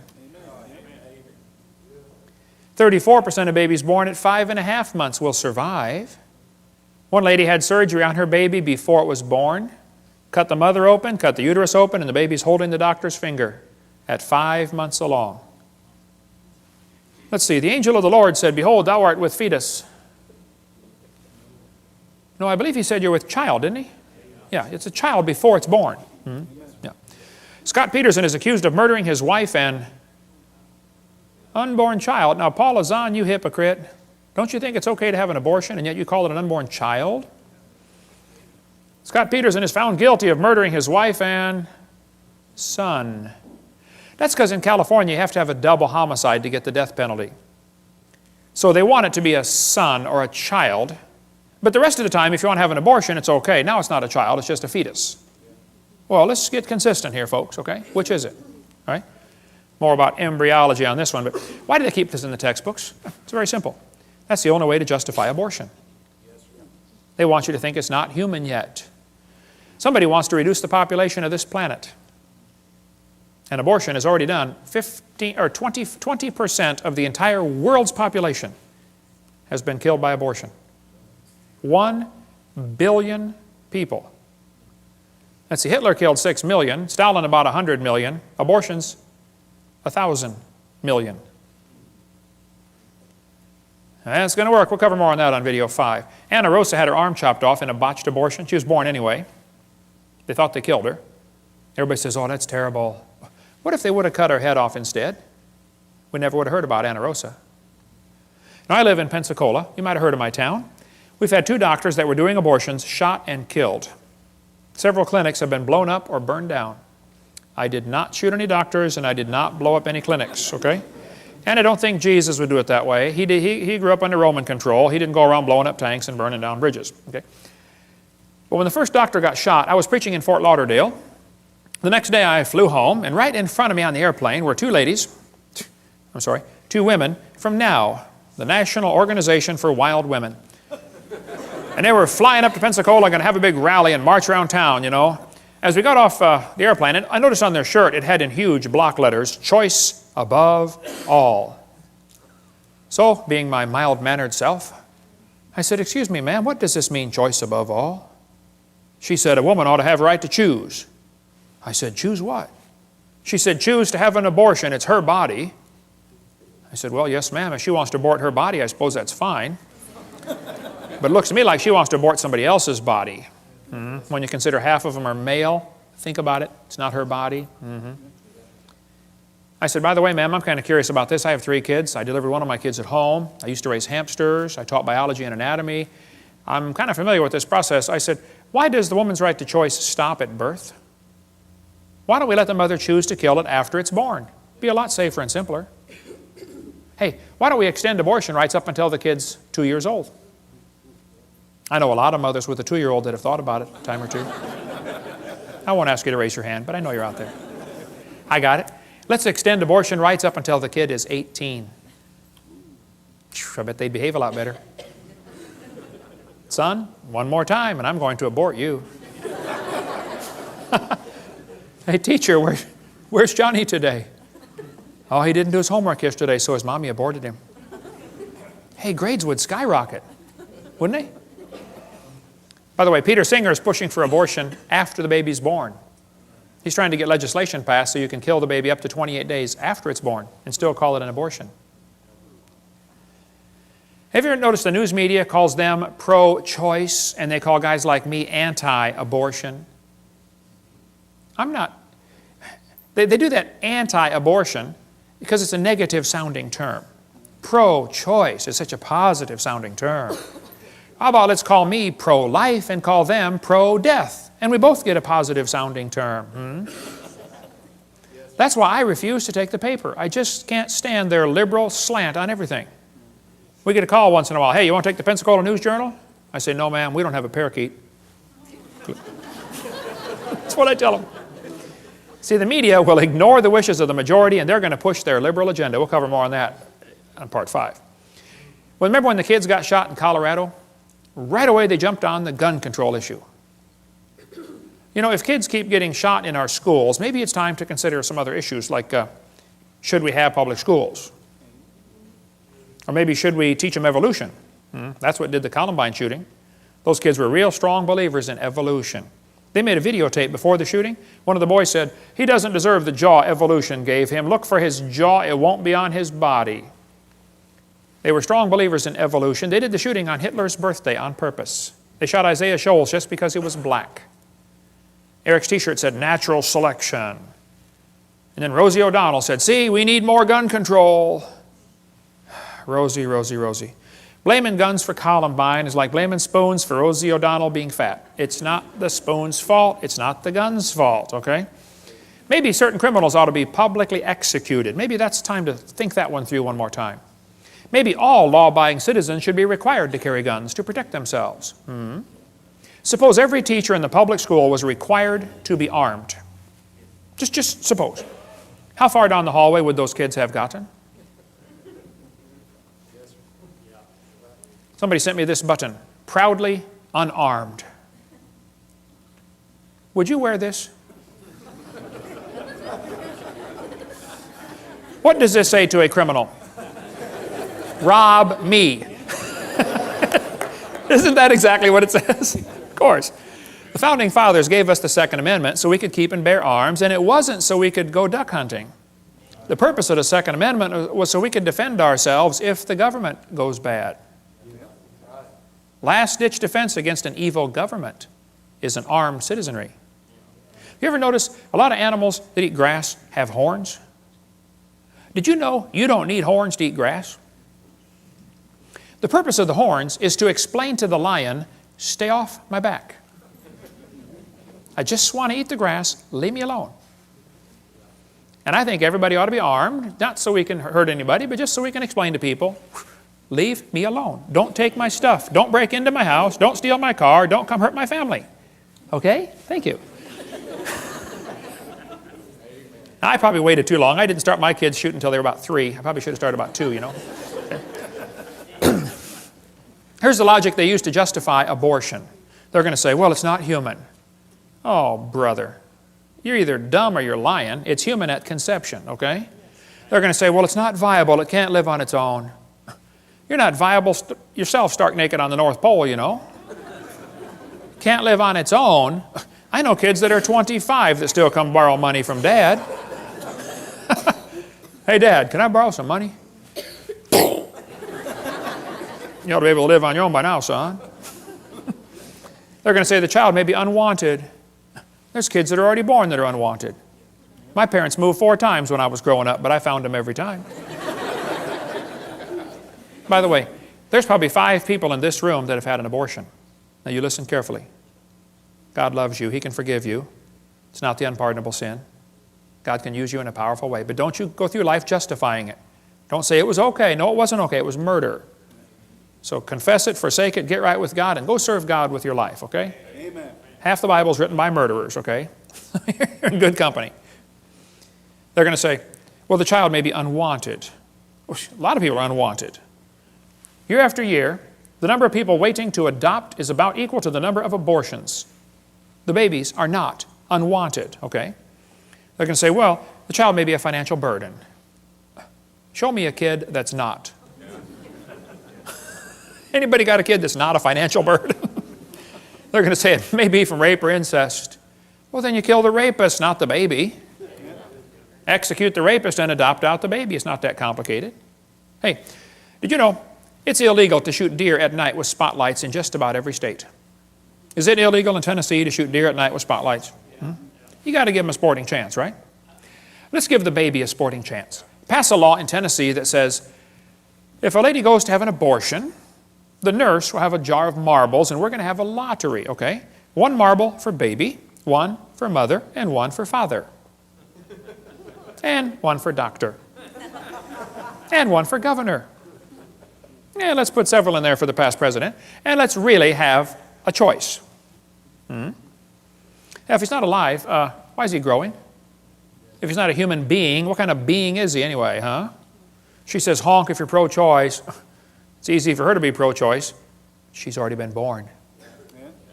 I don't know if you ever thought about this, but did you know everybody that ever voted for abortion has already been born? Think that one through. They say, well, abortion's legal. Well, that doesn't make it right. In 1936, the German Supreme Court declared Jews in Germany are not persons. That opened the way to allow Hitler to kill the Jews. 6 million, at least, Jews were killed. I read lots of books about Hitler. I've been to Germany a couple times.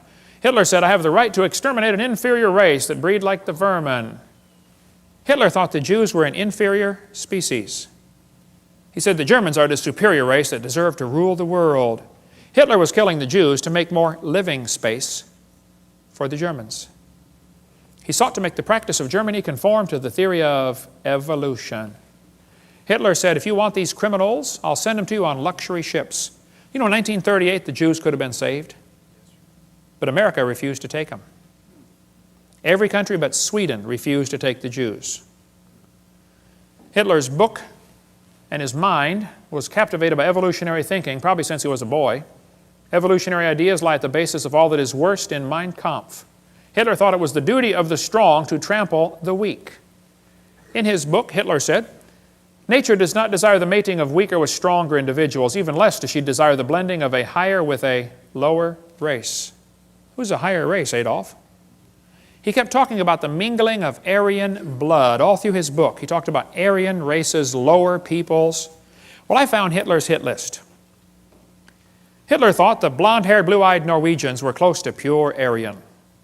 Did you get all that? The blonde-haired, blue-eyed Norwegian. Vorden står det till idag. Ja, sure you betcha. Oof, hey there, fella. He thought the Germans were mostly Aryan. The Mediterraneans are slightly Aryan. The Slavics are half Aryan, half ape. Orientals are slightly ape. Black Africans are mostly ape. And Jews are close to pure ape. Hitler killed the Jews to speed up the evolution process. Let's eliminate the inferiors. Anybody know where the Olympics were held in 1936? Berlin. Anybody know who won the most gold medals? Jesse Owens, the black American athlete. Hitler was so angry, he said, it's not fair to make my men race against this animal. Hitler said, I regard Christianity as the most fatal, seductive lie that ever existed. Well, that's because he thought biological evolution would weed out the religion and be a weapon against religion, because the Bible teaches all nations are of one blood. And if you think you are superior to somebody because of the color of your skin, number one, you're wrong. Number two, you're stupid. Okay, number three, you're not right with God. Okay, we cover more on the races, and there's no such thing as races. It's just skin colors on video number 7. I stood in the courtroom in Nuremberg where they held the trial years ago. Those guys on trial said, we did nothing illegal, we were just obeying orders. Yeah, and they were found guilty anyway, weren't they? Because see, there's a higher law than Germany's law. It's called God's law. Now, the Supreme Court in America in 1973 said the word person does not include the unborn. That's the decision that opened the way now for 45 million babies to be killed in America. 1,000 million, that's a billion worldwide. On September 11th, 2001, 3,000 Americans were killed by terrorists. We spent billions of dollars trying to hunt them down and kill them, right? You know what else happened September 11th, 2001? 4,500 Americans were killed by abortionists. 50% more, and nobody said a word. The next day it happened again. We've had a September 11th tragedy every day ever since. Have we gone nuts? Margaret Sanger started a group called Planned Parenthood to eliminate the inferior species. She wanted to wipe out the blacks, the Jews, and the Orientals. She thought they were human weeds. We could spend all day on Margaret Sanger, but they thought that, just like Hitler said the Jews are a parasite in the body of nations, Margaret Sanger said the unborn child is a parasite in the woman's body. No, it's a child, okay? It's a baby. We could spend all day on Margaret Sanger. We don't have to take time for that now, but this is a Planned Parenthood document from 1952. They said, your question's answered about birth control. What is birth control? Is it an abortion? They said, oh, definitely not. An abortion requires an operation. It kills the life of a baby after it has begun. Well, you bunch of hypocrites at Planned Parenthood. Now they're the biggest funder of abortions in the country. These 6 things doth the Lord hate. Hands that shed innocent blood. God hates this. Cursed be he that taketh reward to slay an innocent person. And all the people shall say, Amen. Amen. Your textbooks are going to tell you kids that you have an appendix that is vestigial. You don't need it anymore. That's a lie. You need your appendix. The appendix is part of your immune system. Here's an article on the web from University of Chicago. Ask a scientist. Nancy writes in and says, what is the function of the appendix in a human before it is taken out through surgery? This lady writes back and says, the appendix has no known function. She's way behind the times on that one. She goes on to say, it is believed that the appendix will gradually disappear in human beings as our diet do not includes cellulose no more.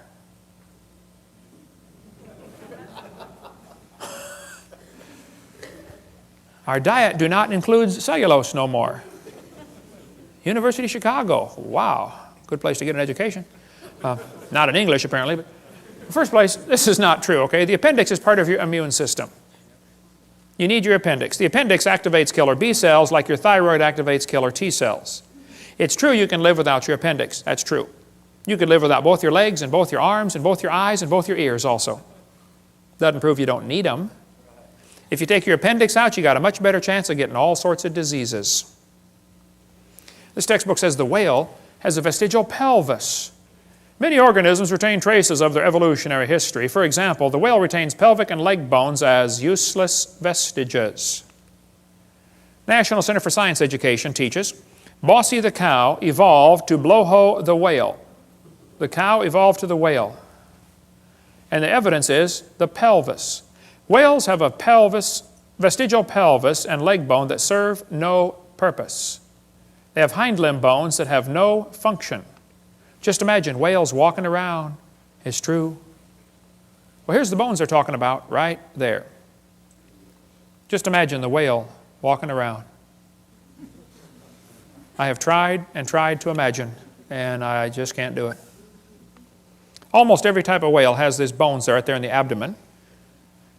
They are not attached to the spine. That's correct. Textbook says the whale's pelvis is located far from the vertebra and has no apparent function. The whale's pelvis is evidence of its evolution from four-legged, land-dwelling mammals. This is a lie. Those little bones are anchor points that special muscles attach to that allow the whales to reproduce. Whales are kind of big, you know. And without those special muscles and those special bones, they can't get more baby whales. So either these guys are ignorant about their whale anatomy or they're lying to your kids trying to spread their theory. But it's not true that those are vestigial, okay? There are no vestigial organs, and if there were, think about it, that would be the opposite of evolution. That's losing, not gaining. How's that going to help? You lose everything until you have it all? We could spend 2 days on whale evolution. Every one of them, Ambulocetus and Pakicetus, have all been proven baloney. They can't be intermediate species, okay? The authors were certain the feet were enormous, even though nothing was found. Basilosaurus could not possibly have been ancestral to any of the modern whales. Pakicetus was made from one small piece of jaw, a small piece of skull, a small piece of jaw, and a few teeth. You find a little bit of jaw, a little bit of skull, a couple of teeth, and you know that it's half whale, half something on land? That's kind of a stretch, don't you think? We'll cover more on that later, but there's all kinds of stuff on our website about this. I've got in my museum a 15.5-foot python snake skin. If you look at the south end of that snake skin, it's got a couple claws attached to a little 2-inch bone going up inside the snake's body. We've got them in our museum, okay? Textbook says, see, boys and girls, this is a vestigial structure. The boa and the python have these little tiny claws. Do whales or snakes have back legs? You can see that they don't. Yet, both animals have vestigial hip bones and leg bones where legs may once have existed. This is a lie. This textbook says they have reduced hind legs, rudimentary hind legs of a python snake. You've got to be kidding. Those little claws are used in mating, okay? The snake doesn't have any arms, and he can't talk and say, scoot over, honey, okay?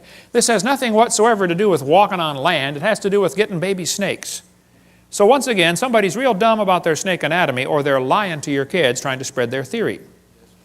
This textbook shows the coccyx, the human tailbone, and at Discover magazine, and it says, that's all that's left of the tail that most mammals still use. Humans have a tailbone that is of no apparent use. I was in a debate in Huntsville, Alabama, against the president of the North Alabama Atheist Association. He got up in front of God and everybody and said, folks, I've got proof for evolution. Humans have a tailbone they no longer need. I said, Mr. Patterson, I taught biology and anatomy.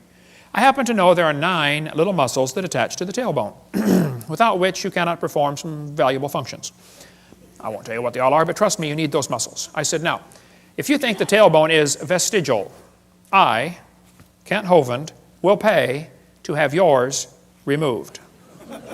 Bend over. Critical thinking, this book says, 2005 edition. At the end of your backbone is a coccyx, a few small bones that are fused together. Could the human coccyx be a vestigial structure? Or is it the start of a newly evolving structure? That's thinking critically.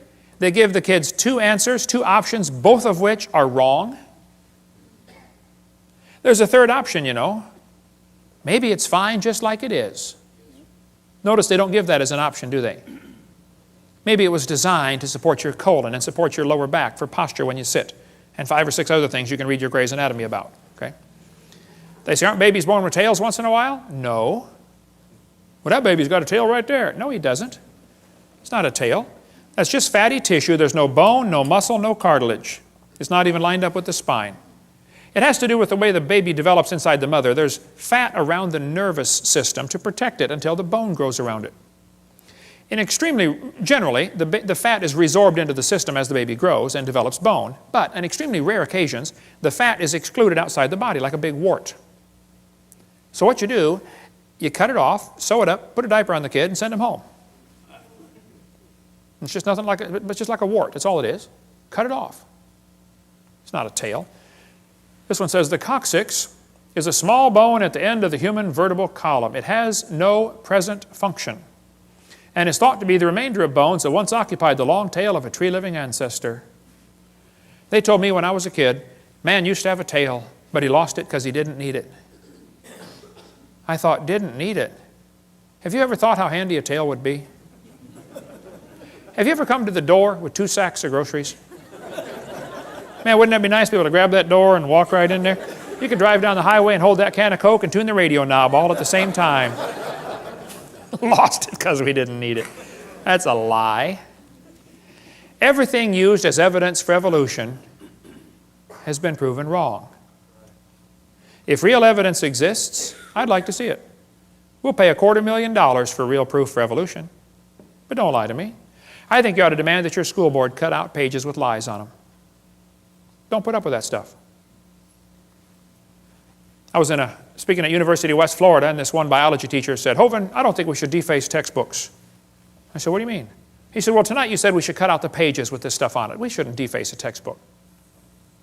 I said, "Well, sir, suppose you were teaching math and you found a book that said 2 + 2 is 5. What would you tell your students to do?" He said, "I would tell them to mark out the wrong answer and write in the right answer." You would deface a textbook?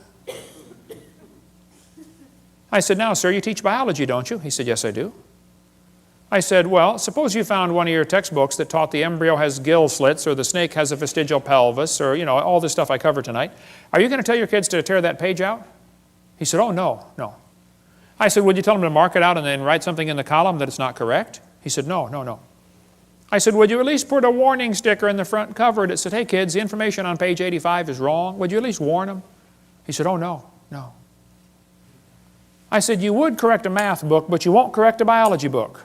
I said, "You, sir, are a hypocrite.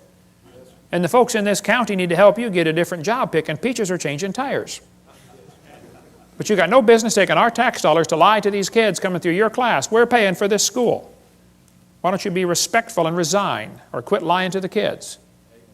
He said, "Hovind, you don't have much tact." Oh, I made full contact with that guy, that's for sure. Okay. Evolution is unproved and unprovable. We believe it because the only alternative is special creation. They just don't want to believe this. They don't want to believe in creation. And they're willing to believe a lie rather than believe the truth, just so they can support their wicked lifestyle. Psalm 94 says, "He that formed the eye, shall he not see?" God formed the eye. Eyeballs are incredibly complicated.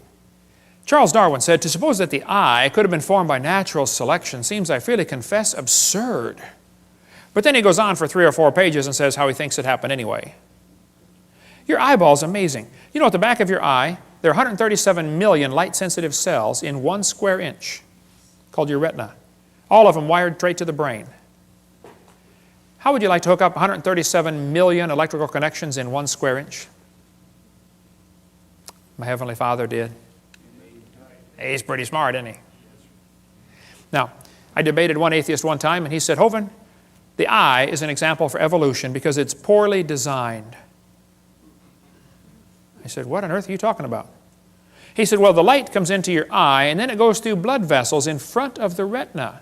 He said, "That's wired backwards."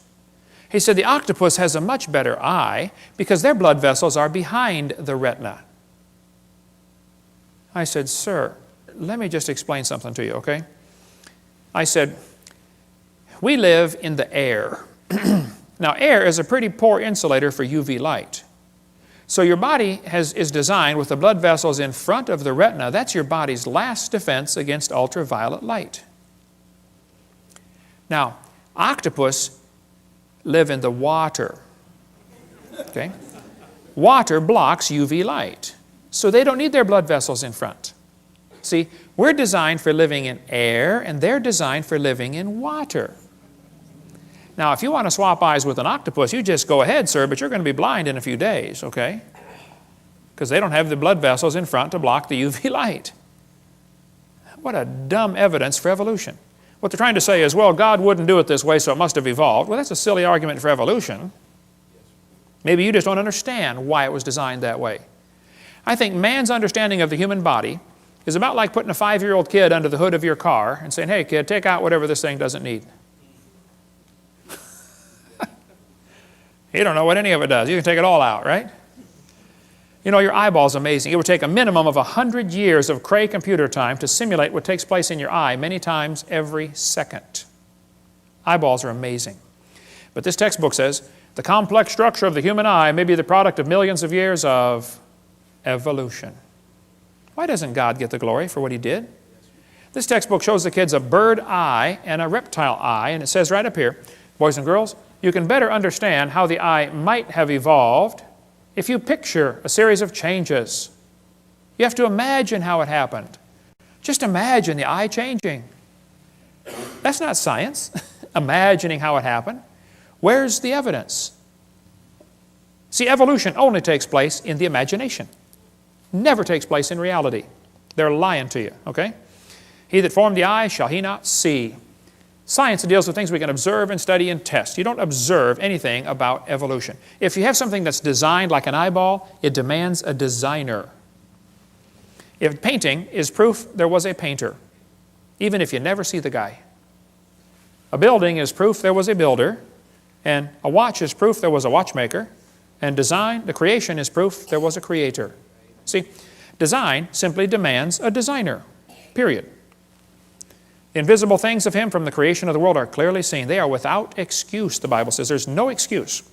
The psalmist said, when I consider the heavens. You know, God knows that the study of science will draw us to Him. Satan knows that too.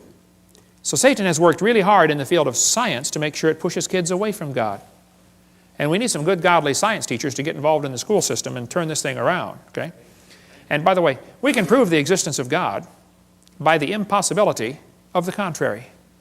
It's impossible that there not be a designer. It's just not possible. There had to be a designer, okay? I like to show evolutionists this picture. I say, guys, here we have, as far as I know, the world's largest rock group. You know of a bigger one? I'd like to see it, okay? I'll say, do you think there's any way George Washington's face could have appeared on this rock by chance? I say, no, it was designed by a guy named Borglum. Took him a long time to build it. Okay, very good. Now, let me ask you a question. You say there's no way this face could appear on the rock by chance. You don't think wind could have done that? Abrasion, exfoliation, thermal expansion of the rock? Nothing? Nope. Happened by design. Okay. Now, let me ask you this question. Do you think George Washington himself, with 50 trillion cells in his body and all these complex systems, happened by chance? I say, yeah. Now, wait. You don't think his face could appear on a rock by chance, but you do think his whole complex anatomy could happen by chance. Are you dumb in any other area, or is that the only one, you know? Then they tell kids that plants are adapted to their environment. Adapted? Yes, boys and girls, gills are an adaptation to living in water. Oh, well, how did they live before they adapted the gills? Well, you see, Mr. Hovind, for millions of years, they all died. None of them lived until they adapted the gills. Oh, I see. Why don't they say it's a design feature? See, they avoid using the word designed because then some kid's going to say, who's the designer? Adaptations for living on land. Legs. Oh yes, boys and girls. Legs support the body's weight as well as allow movement from place to place. Well, that's true. It doesn't prove they adapted by themselves, though. Lungs. Oh boy, the delicate structure of a fish's gills depends on water for support. On land, lungs carry out gas exchange. That's true. That's not proof one changed to the other, though. They just make this mental, imaginary connection in the kids' minds. I've got a Casio Databank stopwatch, watch, okay? Holds 300 phone numbers. It's a calculator, stopwatch, an alarm clock, and a countdown timer. It does not tell time. I have to look at it. But it's a pretty amazing machine. $70 at Walmart. I was in Japan a couple years ago, but I did not see the guy who makes the Casio Databank watch. I never saw him. Do I have to see the guy who made it to believe he exists? Is it logical for me to stand here in Tennessee and say, I believe there's a watch designer in Japan that made this thing? Is that logical? Even if I never see him? Sure. Would it be illogical for me to say, I've never seen him, so I don't believe he exists? That would be totally dumb, wouldn't it? And you don't have to see the Creator to believe he exists, okay? Evolutionists argue against design using arguments they designed. Think about that one. Here's a great book talking about the complexity of living things at a micro scale. We sell the book at our website. Michael Behe wrote this on Darwin's black box. He spends a whole chapter describing the hair on a bacteria. That hair is so complicated, it's attached to a little tiny motor. The motor is so tiny that 8 million of them would fit in the cross-section of a human hair, but the motor turns 100,000 RPM. Let's see you build a motor like that. Pretty amazing. And as things get smaller, the world they live in feels more sticky to them. The viscosity of the fluid seems greater. So a bacteria swimming through water is about like a person swimming through peanut butter. And that little motor is so powerful and turns so fast, that bacteria can swim about like a person going 60 miles an hour through peanut butter. We got a little model of it in our museum if you want to come down and see how they work.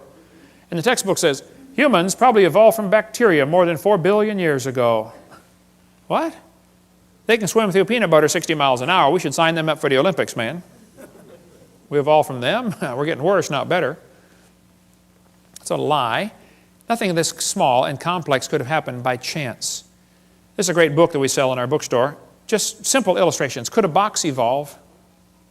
Could an ink pen evolve? Could a paperclip evolve? It just goes through a bunch of simple things and show it just can't happen, okay? Then they talk about the origin of life. Yes, boys and girls, how living things started from non-living matter.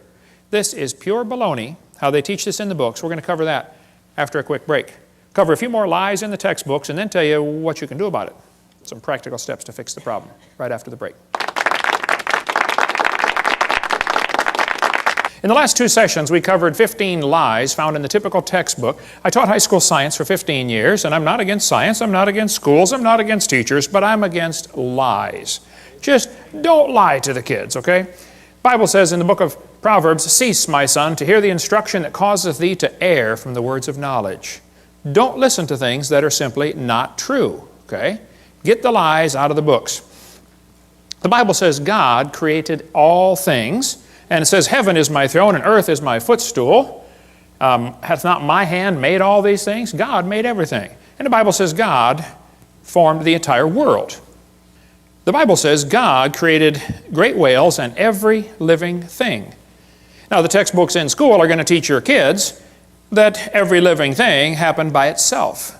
They're not going to teach them God created every living thing, that's for sure. Here's a textbook that says, "The history of life on earth began about 3.5 billion years ago. How this occurred has been and will continue to be a topic for inquiry." Let me give you the Hovind translation of what they just said. What they just said is, it's okay to inquire how it evolved. It is not okay to inquire if it evolved.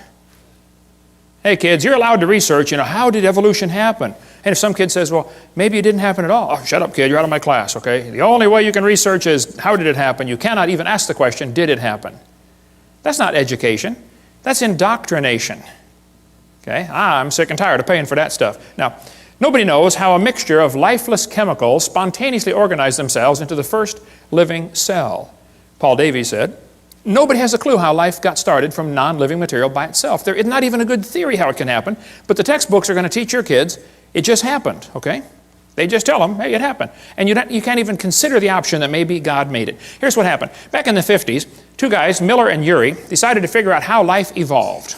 So they took a mixture of chemicals and ran it through these tubes and tried to create life in the laboratory. The experiment's been duplicated many, many times, always been a failure, and always created more problems for the evolutionist. This textbook says, although he never proved how life originated, he did add evidence to the theory that life could have started by itself. That is a lie. All they did was create problems for the idea that life could have started by itself. This one says, swirling in the waters of the oceans is a bubbling broth of complex chemicals. Progress from a complex chemical soup to a living organism is very slow. Boy, it sure is. It don't even happen. That's how slow it is. There are several different articles that say life came from clay. Yep, got some clay together and poof, came alive on the bottom of the ocean.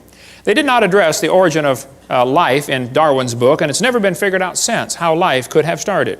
What he did is he took these 4 chemicals and put them in these glass tubes, made them circulate around, and tried to create life in the laboratory. This textbook says, many important events occurred during the Archean era, the most important of which was the evolution of life. Progress from complex molecules to the simplest living organism was a very long process. I guess so. If you give it billions of years, somehow it looks more reasonable, This one says, the first living cells emerged between 4 billion and 3.8 billion years ago. There is no record of the event. But you better believe it, and you're going to be tested on it. The first self-replicating systems must have emerged in this organic soup. So great-great-great-great-grandpa was soup.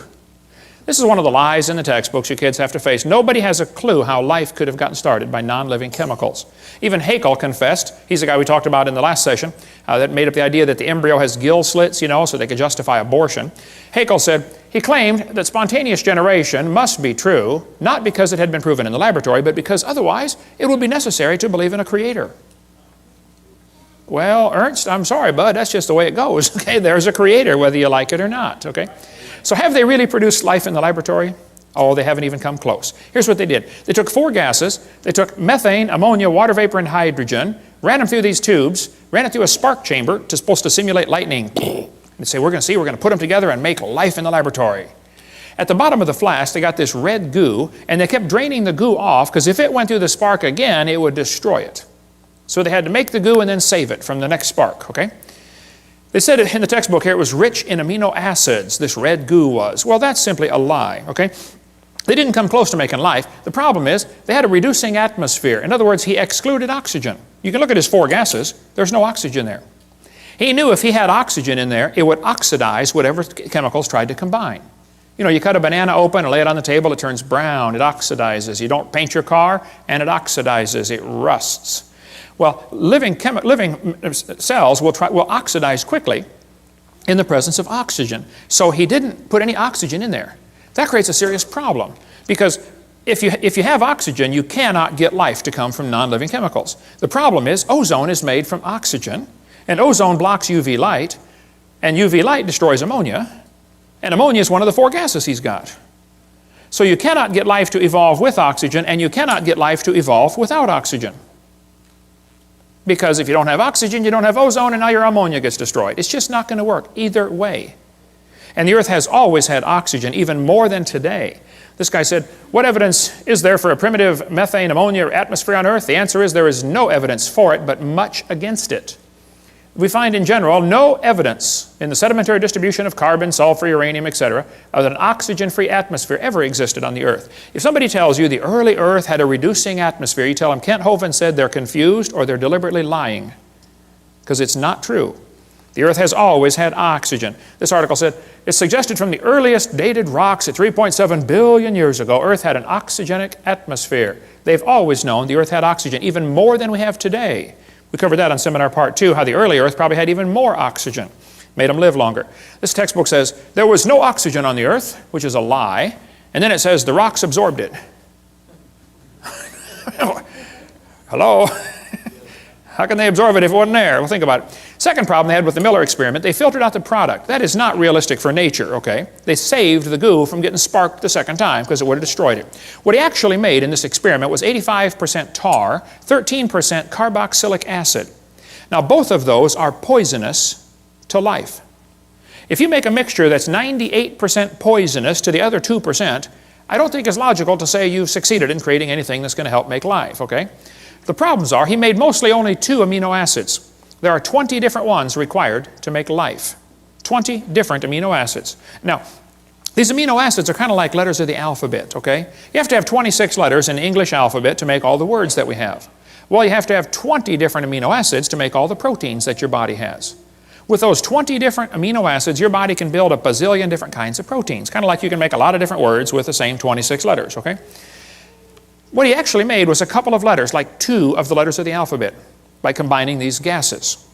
This creates a real problem since half of them were left-handed and half of them were right-handed. What he actually made was amino acids, only 2 of them, and half of them were backwards. I mean, if I drop letters of the alphabet, there's a 50-50 chance some of them are going to land upside down. They don't do any good. You have to have them all facing the right way. The smallest proteins we know of have about 70 to 100 amino acids, all of them facing the right way. This greatly compounds the problem, okay? DNA and RNA are all right-handed, all other proteins are left-handed. It's a very puzzling fact. All proteins that have been investigated from animals, plants, and higher organisms, and from simple organisms, bacteria, molds, even viruses, are made of left-handed amino acids. They're all that way. So he's really got a problem since half of his letters were backwards. And there are hundreds of amino acids required to combine in just the right way to make a protein, and they unbond in water faster than they bond. And they claim this all happened in the oceans. Well, the oceans are completely full of water, all the way to the bottom. And Brownian motion is going to drive them apart. It's not going to put them together.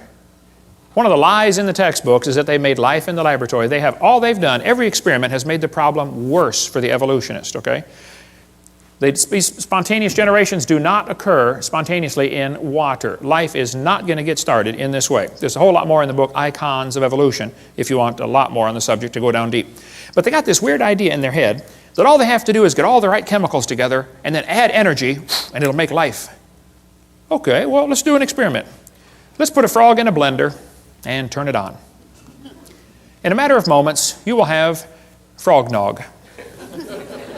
And you will have all of the chemicals required to make a frog in one blender, right? Then we're going to add energy. You can turn it on puree for 30 minutes. You can nuke it, microwave it, zap it with jumper cables. I don't care what you do. Drop a hand grenade in there.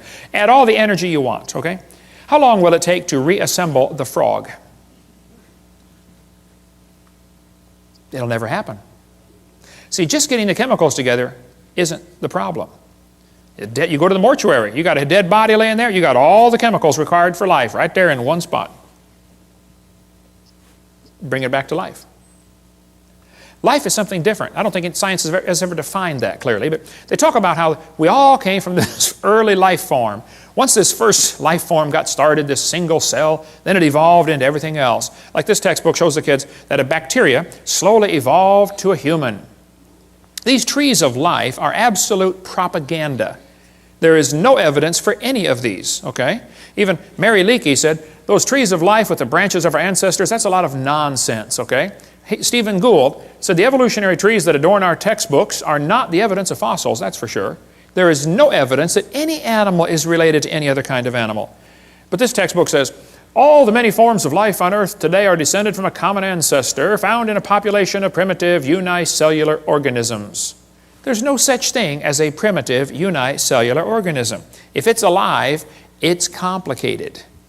We'll cover more on that in a minute. And then it says, no traces of those events remain. What they do is they tell the kids, okay kids, the mammals, the birds, and the crocodiles have a common ancestor. They draw these trees in the books, and they look so pretty, and the kid goes, wow, they've got proof. I saw it in my book. No, they've got a picture in your book, okay? Everything inside that circle is pure religious speculation. They think it happened, they hope it happened, but there is zero evidence for anything inside that circle. It's one of the lies you're going to have to face in your textbook. The Bible says if you offend one of these little ones, you'd be better off with a millstone about your neck. Go swimming.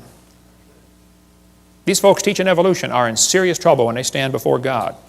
Then they tell them we come from a simple, primitive, unicellular organism. Look, just because it's smaller doesn't mean it's simpler. A paramecium is more complicated than a space shuttle, and you can put thousands of those into one drop of water. Smaller is not simpler. That's one of the lies in the textbooks. I'll show you. Here's a microchip inside a paperclip. Pretty small. Not simple. This microchip is being held in the mouth of an ant, and that little microchip can process every letter of the Bible 200 times per second. Smaller is not simpler. I'll show you. Let's compare the brain of a honeybee to NASA's Cray computer. At one time, the world's fastest computer, I think they got a faster one now. The brain of a honeybee is pretty small. The Cray computer is huge. We would all agree there's a size difference, right? Okay.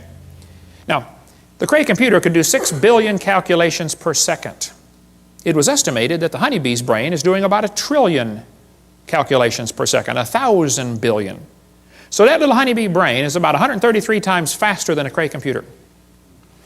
The Cray uses many megawatts. It's power hungry. The honeybee uses 10 microwatts. Did you know honeybees not only make honey, they fly on honey. That's their energy source. And a honeybee can fly 1,000,000 miles on 1 gallon of honey. How would you like a machine that gets 1,000,000 miles per gallon? Especially at today's price of gas, right? Fill up once and you're done for the rest of your life. The Cray cost $48 million. The honeybee's brain is pretty cheap. You splat them on your windshield all the time, right? Many people scramble when the Cray breaks down. Nobody heals the honeybee. A self-healing computer. Steve, you work on computers. How'd you like one of them? Something crashes, reconfigures itself, fixes it all up, no problem. Cray weighed 2,300 pounds. Honeybee's brain doesn't weigh too much. So what should we conclude? Let's see, the supercomputer is huge, it is slow, it is very inefficient, it is power hungry, and it had to be designed. We all know that, right? But yet they turn around and look at the honeybee and say, well, that happened by chance. And the brain of a human is a whole lot more complex than a honeybee. For heaven's sake. Your brain can hold more information than the entire British Library. The human brain is phenomenal, okay? You have more computational power in bits per second than the entire national telephone system. One brain surgeon estimated that there are more connections in just one person's brain, there are more connections than the entire electrical system of the United States. How many wires have been connected together in the United States, would you guess, inside every computer and inside every machine and inside every building? Like zillions of them. One brain has more than that. One professor told me that he believed in evolution, and I said, well, sir, do you believe your brain is nothing but 3 pounds of chemicals that got together by chance? He said, yeah. I said, then how can you trust your thoughts and the conclusions you come to? Maybe you got a chemical in there backwards. He did, by the way, several actually. But then they tell the kids, well, DNA is pretty tiny, but that proves evolution. That's what this textbook says. We have evidence of evolution from molecular biology. Darwin speculated all forms of life are related. This speculation has been verified. They are lying to your kids. Nothing about DNA has helped with the evolution theory at all. DNA, which stands for deoxyribonucleic acid, is the most complex molecule in the universe. Unbelievably complicated molecule. That little DNA molecule, average person has 50 trillion cells in their body with 46 of those little molecules in each cell. 46 chromosome strands in each cell of your body. If you extracted all of it, it would only fill about 2 tablespoons. But if you took those DNA strands and unwound them, stretched them out, tied them together, one person's DNA would reach from Earth to the moon and back over 500,000 times. Round trips to the moon. They say the DNA holds more information than all computer programs ever written by man combined. IBM models the newest computers after DNA. The quantity of information is so vast we have to invent new numbers to measure it. Not terabytes, petabytes, or exabytes, yottabytes, and zettabytes. All the words uttered by everyone who ever lived would amount to 5 exabytes. And your DNA and your chromosome holds more information than that. It is so unbelievably complex. If you typed out the code found in your DNA, when you got done typing, you'd have enough books to fill Grand Canyon 78 times. That's the instructions to make you. I'd say you're pretty special. Quite a list of instructions to make you. David said, I will praise thee, for I'm fearfully and wonderfully made. And he didn't have a microscope, and he could figure that out. Yeah. You know, from conception to birth, the baby adds 15,000 cells per minute to its body. Each one is more complicated than a space shuttle. How would you like to be in charge of the supply end of supplying a factory that is producing 15,000 space shuttles a minute? And it's your job to make sure they have all the nuts and bolts and screws and everything they need to put that thing together. Some of you women are saying, boy, I did it, and that's hard too. Sometimes they want pickles in the middle of the night, you know. What are you building down there anyway, you know? The probability of one DNA happening by chance has been calculated to be 1 in 10 to the 119,000th power. That's a big number when you figure the entire visible universe is about 10 to the 28th inches in diameter. DNA has not proven anything that would help the evolution theory. It's been made the problem much, much, much worse. But let's just assume that the chromosome number means something and that, you know, it could evolve. Okay, well then I did some research on this. I discovered penicillin has 2 chromosomes. That one had to evolve first. And then slowly over millions of years, they got some more chromosomes because they're complicated, you know, and turned into a fruit fly. You can see the similarity there. It's only got 8 chromosomes. And then very slowly it evolved some more chromosomes and became either a tomato or a housefly. Very tough to tell the difference. They're identical twins, you know. And then very slowly over millions of years it evolved into either a pea or a bee. You can see the similarity there, you know, pea, bee, very similar. And slowly became lettuce and then a carrot. And finally, when we got to 22 chromosomes, triplets. The possum, the redwood tree, and the kidney bean all have 22 chromosomes. Average scientists cannot tell them apart. Let's see, which one is which here? Okay, let's see, tree, possum, bean, and we have 46, folks. And if we can just get 2 more, the next step of human evolution, we're going to become a tobacco plant. I know some already smell like it. Sometimes I'll get on the elevator and I'll say, man, you're evolving, you're way ahead of me. And it probably won't happen in my lifetime, but we might get enough chromosomes someday to be either a dog or a chicken. They're twins too, you know. And then way down the road, you know, we're going to become a carp. They got double the chromosomes we do. And someday, star date 349572, we're going to become a fern. I was at a church one time and this lady walked up to me afterwards and she said, Mr. Hovind, I'm fern. I shook hands with that hand right there. I'll never wash it again. Hey, how come the evolutionists are always comparing things that fit their theory? Why don't they show us the things that don't fit their theory? Like, let's just say we're going to examine how things evolved based upon how long they lived.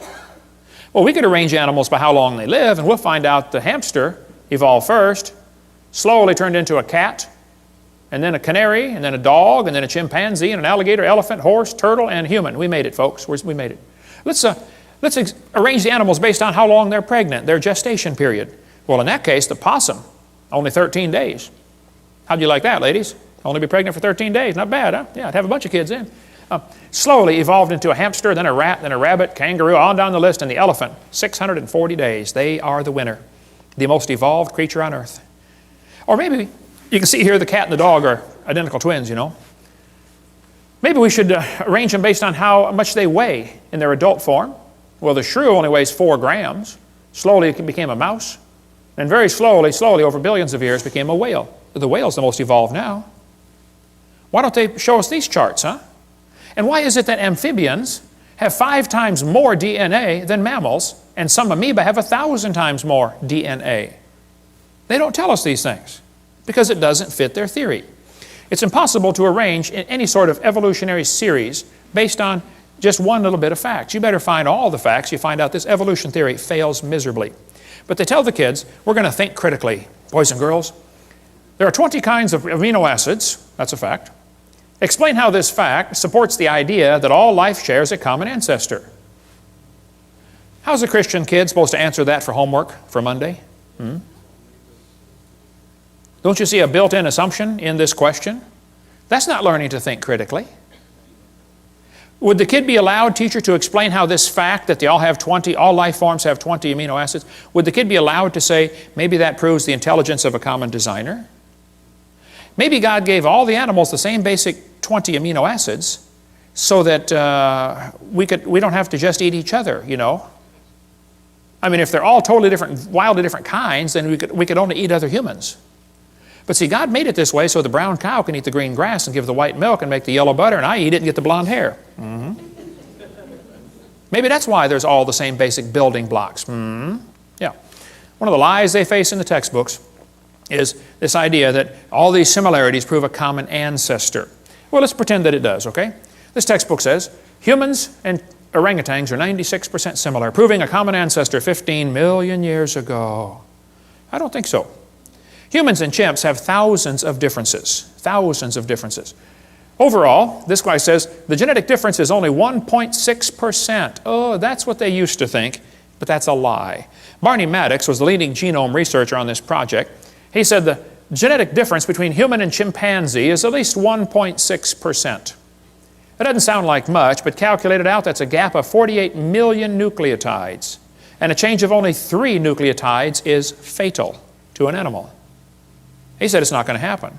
That's when they thought the difference was 1.6%. It's still too big of a gap. Now then, later they found out, oh, actually it's a 95% similarity, which is 5% difference.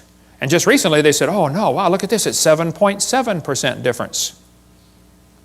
The difference, the more we study about this, the worse the problem gets for the evolutionist. Actually, it's becoming worse by the day. This result is based on only 1 million DNA bases out of 3 billion. They've only analyzed 1/3000th of the human DNA code. Very small percent has actually been analyzed. French and American scientists have mapped chromosome 14, the longest sequence to date, and the site of more than 60 disease genes. The feat enlisted nearly 100 researchers and marks the 4th of the 24 human chromosomes mapped so far. If somebody tells you they have mapped the entire human genome, you tell them Kent Hovind said they're mistaken or they're lying. Okay? They've only mapped a small percentage. Okay? Then it says, the French National Sequencing Center said the chromosome is comprised of more than 87 million pairs of DNA, all of which have been sequenced, so the chromosome's map includes no gaps. This is the longest piece of contiguous DNA sequenced. 87 million pairs, a fraction of the total 3 billion pairs found in the human genome. They still don't know how much there's in there, and it's already 7.7% difference. This researcher said, human genome is littered with up to 20,000 pseudogenes. That proves evolution. I get this in debates all the time. They'll say, what about the pseudogenes? I say, there's no such thing. They say, well, yeah, there are thousands of pseudo, which means a false gene. It doesn't do anything. Oh, no. Those pseudogenes serve several purposes. Number one, they serve as decoys to draw poisons away from the real ones. Number two, they serve as backup mechanism. It's like your computer has an automatic backup. You know, if a piece of the memory gets destroyed, another one of those pseudogenes jumps right in, takes over. No, there's not. They took out some of the pseudogenes to see what would happen. They said, well, the mouse doesn't need these things. Let's take them out. And there's how they turned out. They were deformed terribly. No such thing as a pseudogene. The pseudogene may function as a decoy to lure away destructive enzymes. Discover Magazine of '03. We could spend all day on DNA sequencing, but you know, it could be. We have similar DNA to other animals because we have the same designer. You know, similar bridges would have similar blueprints, wouldn't they? Similar cars would have similar instructions on how to build them, how to make them. Man has a pretty good understanding of how cars work. My daddy started us boys off working on cars when we were, 7 years old. I've had 128 cars, I believe. I've rebuilt the motors, the transmissions, the wobulator shafts, the differentials, the high-speed Canuten valves, and the muffler bearings. I have a pretty good understanding of how cars work. But understanding the operation of a car does not explain the origin of the car. Big difference. See? Let's suppose your son turns 16. All of my kids did a few years ago. Your son comes up and says, hey, Dad, I got my license. Let me see that thing, son. Let me see your license. Come on. Wow, son, that's a lousy picture. It is a good likeness, though. He says, hey, Dad, can I drive the car? Well, son, your mom and I knew this day was coming. The car is a very complicated machine. Did you know there are 3,000 bolts required to hold a car together, and one nut can scatter it all over the highway? We don't think you're ready for the whole car, son. We're going to let you slowly evolve into the car. This year, we're going to give you 10%. Next year, maybe just a little more. Hey, what good is 10% of a car? That's what you put in a junkyard. How many things have to be right on a car to make it work? Like thousands of things? How many things would have to be wrong to make it stop working? Any one of the many thousands of things. Like not having the keys, not having any gas in it, Take the distributor cap off and run a pencil around the inside and put it back on. Boy, they'll never find that one. Take the spark plug wire off, put a doorbell wire in there, shove it back down, feed the doorbell wire through the firewall, and weave it through the fabric of the front seat. Do that when they're going on their honeymoon, get in the car. Wow, let's go, honey. Bam! Ooh. Whoa, what was that? Okay. There's 1,000 things that make your car quit running. Probably 10,000 ways to stop a car from running. Shove a potato in the exhaust pipe, watch what happens. I don't want to give you any more ideas, okay? But there are thousands of differences between humans and chimpanzees. But if you think a percentage of similarity proves a relationship, let me show you the research I've been doing. I discovered clouds are 100% water. Watermelons are 97%. It's only 3% difference. That proves they're related. Jellyfish are 98%. Missing link. And so are snow cones. Yeah, there we go. We got the proof, okay? Then they tell them fossils prove evolution. I say, guys, you got to be kidding. This textbook says, evidence of evolution from the fossil record. Oh, no, don't give me that. That's a lie. There is no fossil record. There's a bunch of bones in the dirt. It's not a record, okay? You're putting your interpretation on those bones they're digging out of the dirt. There is no fossil record. This textbook says evolution is a fact. The fossil record provides some of the strongest evidence that species evolved over time. This is silly. There is no fossil record. You don't look back into time. You look at a bunch of bones you dug out of the dirt. And you put your interpretation on them, okay? Fossils only exist in the present. They don't exist in the past.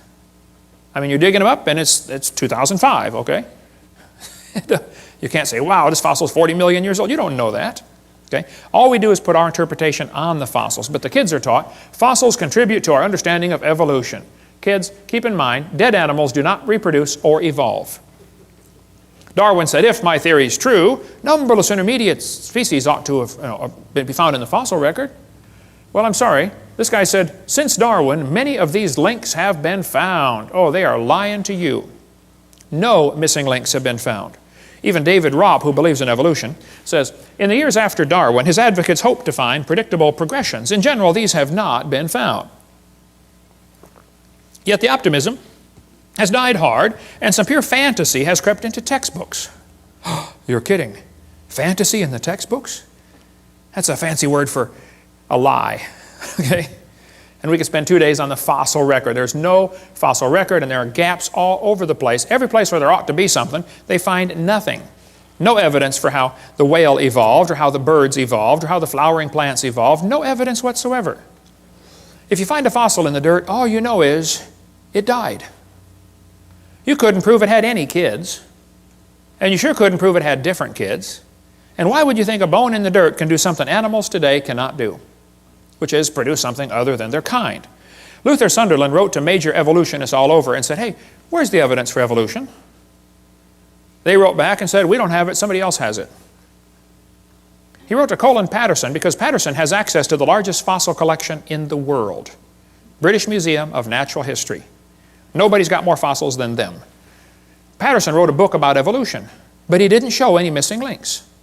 So Sunderland wrote him a letter and said, excuse me, why didn't you show the missing links in your book? I'd like to see a picture of the missing link. Patterson wrote back and said, I fully agree with your comments on the lack of evolutionary transitions in my book. If I knew of any, fossil or living, I would certainly have included them. I will lay it on the line. There is not one such fossil. There are no missing links. The whole chain is missing. It's not a link they're looking for, folks. Even Stephen Gould said the absence of fossil evidence is a nagging problem for evolution. Yeah, it sure is. Stephen Gould died with a set of my videos on his shelf in his library. I hope he watched them. I donated them to him years ago, way before he died. Hopefully he watched them and got saved. I don't know. So Niles Eldridge and Stephen Gould have kind of resurrected the punctuated equilibria idea that came actually from Richard Goldschmidt.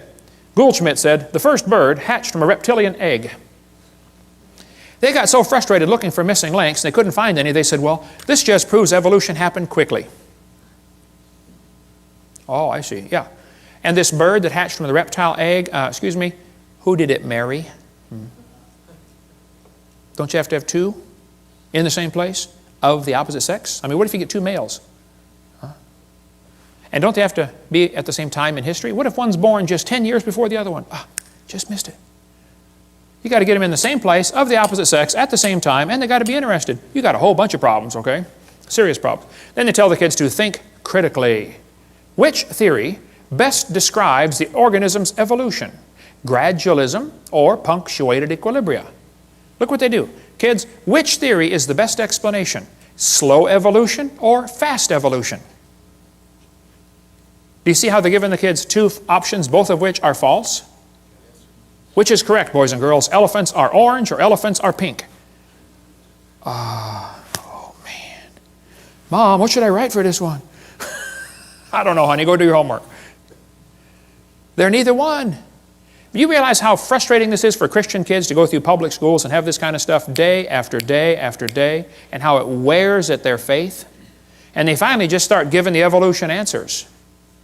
And 75% of the kids from Christian homes are being destroyed and losing their faith going through these public schools. That's not thinking critically. This textbook says, which is correct, boys and girls? Did evolution happen gradually or in short leaps and punctuated equilibria? They give them two options. Evolution happened slowly or evolution happened quickly. These guys are not capable of thinking outside the box. It didn't happen at all. Is that an option? But I guarantee if a kid puts it didn't happen at all on his test question, the teacher's going to count it wrong.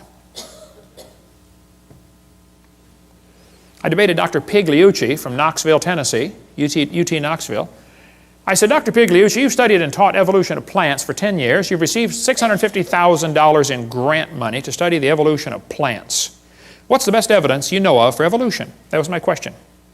His answer was, the evolution of whales. I said, just exactly what kind of plant is a whale anyway? Yeah. He said, the hippo is evidence for evolution because it's in the process of adapting to an aquatic way of life. Hippo is proof for evolution because it likes to go in the water. Oh, wow, I like to go in the water too. What's that mean? Evolution's a shell game. Everybody thinks that somebody else has the evidence. The biologist says, oh, we don't have it. The geologist has it. The geologist says, oh, we don't have it. The anthropologist has it. It's a shell game with one major difference. You know how they put the P down there and try to get you confused, you know, which one has the P? The difference is there's no P under any of them. Nobody has the evidence. Nobody. They're all lying. They say, what about horse evolution? Yes, boys and girls, you see this? The four-toed horse evolved to the one-toed horse. That's a lie, proven wrong 55 years ago. The hyrax is the so-called four-toed horse. They're still alive today in Africa and Turkey. There's still a little bitty critter. There's one right there, a hyrax. They don't tell you the early horse had 18 pairs of ribs. The next one had 15. These animals are not even related. They just picked some bones and put them in order they wanted them. The next one had 19 and then back to 18. This horse evolution theory was proven wrong a long time ago. There's a whole variety of horses today, by the way, big ones and little ones. But back in 1950, G.G. Simpson, a famous evolutionist, said, this horse evolution was unintentionally falsified. It's not true. The evolution of the horse was all wrong. It never happened in nature. Horse evolution has not held up under close examination. The whole idea was made up by Othniel Marsh back in 1874. He picked animals from all over the world and put them in order the way he wanted it to happen. He never found them in that order, okay? Modern horses are found in the same layers as the so-called ancient horse. The ancient horse is just an animal still alive today in Turkey and East Africa. The ribs, toes, and teeth are different. In South America, the fossils are in the reverse order. Real problem. They're never found in the order presented in the textbooks. Tulsa Zoo finally took out their display because a friend of mine wrote him a letter and said, hey, why do you have the horse evolution on display? I've got the letters here somewhere. Did you get those out, Steve? They're in the suitcase? Okay. You can come read those later. He wrote him a letter and said, guys, your horse evolution thing was proven wrong like 50 years ago. You know, would you please remove the display? And they said, we don't have the funding to remove it. So he went to a sign shop and got a bid for a sign, $60 or something, that says, we'll take this, the sign would say, we will take down this display as soon as we receive the funding, because the display is not accurate. He went into the curator at the zoo and said, here's $60 for the sign. This guy will make the sign. When would you like it delivered? He said, what's this? Oh, you're going to take down, we're going to take down the display when we get the funding. Yeah, he said, you ought to at least warn the people, you know, the display's not right. Well, they didn't take it down. Finally, I forget, 2,000 people signed a petition saying, get this thing out of our zoo. It came on the evening news, 10 o'clock one night. Tulsa Zoo has a false display. Next morning, it was gone. They found the funding. 6 months later, they put it back up. Yale University still has their horse evolution on display, proven wrong 55 years ago. Get more on the horse evolution in the book Icons of Evolution. Just because you can arrange animals in order, that doesn't prove anything. Even if you find them buried in a certain order, that doesn't prove anything. If I get buried on top of a hamster, does that prove he's my grandpa? No. Order of burial means nothing. But if you think you can arrange things and that somehow proves something, okay. I've been doing a lot of research on the evolution of the fork. I've pieced together fragmentary evidence for a long time. I believe, after studying this very intently, that the knife evolved first. Slowly, over millions of years, great geological pressures squeezed it and made it concave on one side, convex on the other, and squeezed it into a spoon. And then slowly, erosion cut grooves into the end and turned it into a fork. I knew I was onto something here, but I felt like I had a missing link, particularly between the spoon and the fork. I just couldn't find it. Till one day I was flying to Connecticut on U.S. Air. I was 30,000 feet off the ground, and the stewardess walked down the aisle and just handed me the missing link. I don't think she knew what she had, but my trained scientific eye picked it up right away. I said, wow, this is it. I've got it. I stuck it in my pocket. Later that day, I went to Popeye's Chicken and found another one. There they are, folks, the missing links. So the evolution of silverware is nearly complete. Of course, we got a few mutants along the way, didn't quite survive for some reason, and of course, people found out I was doing research on this. They all wanted to be famous, so they tried to get in on the glory. They sent me their research. This one was an obvious fork head on a spoon handle. I mean, look, it didn't get by me. I caught it right away, They don't get stuff. I don't fall for stuff like that. Even the races, of course, evolved along the ways. But look, if you want to arrange things, you can turn a cat to a cot to a dog by changing one letter at a time. You can play with this for a while, turn yourself into a fool when you're done. They say dinosaurs turned to birds. There are very few ideas as dumb as this one. The Bible says God made the birds on day 5. He made the reptiles on day 6. Evolution says reptiles came first and then the birds. Everything about evolution is backwards to the Bible. Everything.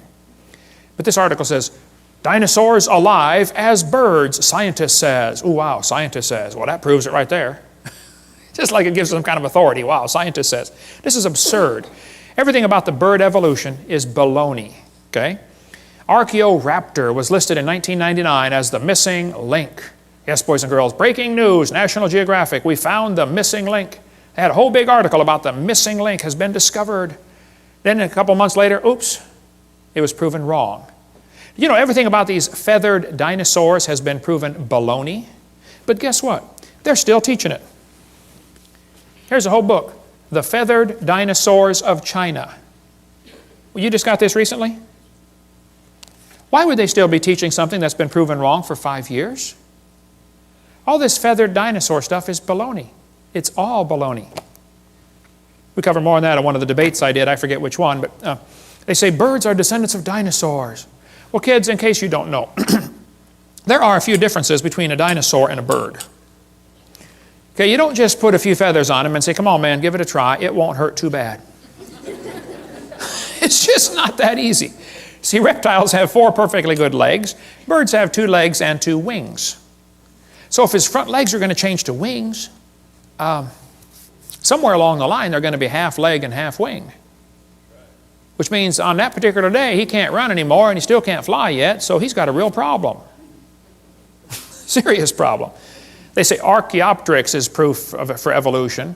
You got one here on the table, brother, Archaeopteryx. Whenever you buy a bag of dinosaurs, they almost always stick one of these in there. Archaeopteryx. Wow. And this somehow gets an impression to the kids. Wow, we got proof that dinosaurs turned to birds. Here's one here with feathers on it. They're lying. It's still in the textbooks. I mean, today, about Archaeopteryx, and it's been proven years ago, Archaeopteryx was just a bird, a perching bird. Alan Fiducia, who believes in evolution, says it's not a missing link. It had the right features for flight. All the features of the brain were for flight, okay? Archaeopteryx means ancient wing, and he had claws on his wings. Well, that's kind of unusual, okay. But 12 birds today have claws on their wings. The swan, the ibis, the hoatzin, several birds have claws. They say, well, he had teeth in his beak. Well, not many birds have teeth. Some do. There's a hummingbird has teeth in his beak. But most birds don't have teeth, I agree. Actually, some mammals have teeth, some don't. Some birds have teeth, some don't. Some fish have teeth, some don't. Some of you have teeth, some don't, okay? So, missing link. The Chinese dino bird was a forgery, and we don't have time to cover all that today, but we give lots more on that on the one of the debates I did. It's true feathers and scales are both made of keratin, same building block, that's true. But that's where the similarity stops, okay? Actually, birds and reptiles have different lung system, different reproductive system, different body covering, different brain, a different circulatory system. Thousands of differences exist between dinosaurs and birds. That could be a whole seminar by itself. It's interesting, there are 2 different kinds of dinosaurs, the bird hip and the lizard hip dinosaur. Their hips are very different. Ask an evolutionist, which type of dinosaur evolved into the bird? Was it the bird hip or the lizard hip? And they will probably kind of hang their head and quietly say, well, it was the lizard hip. Oh, so now the hip's got to turn around backwards too.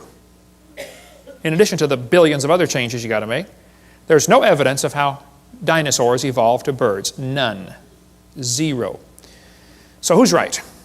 Well, Richard Dawkins said, it's absolutely safe to say if you meet someone who claims not to believe in evolution, that person is ignorant. stupid or insane or wicked. Sounds like he's open for a discussion. When I went to England, we tried everything to get to debate Richard Dawkins. He refused. He hung up on my secretary. His secretary hung up on me when I called back. Jesus said, you shall love the Lord your God with all your mind. There's no mental reason to reject Christianity. It's a logical deduction to say, hey, there must have been a designer. You see something complicated like this world, you say, hey, must have been a designer.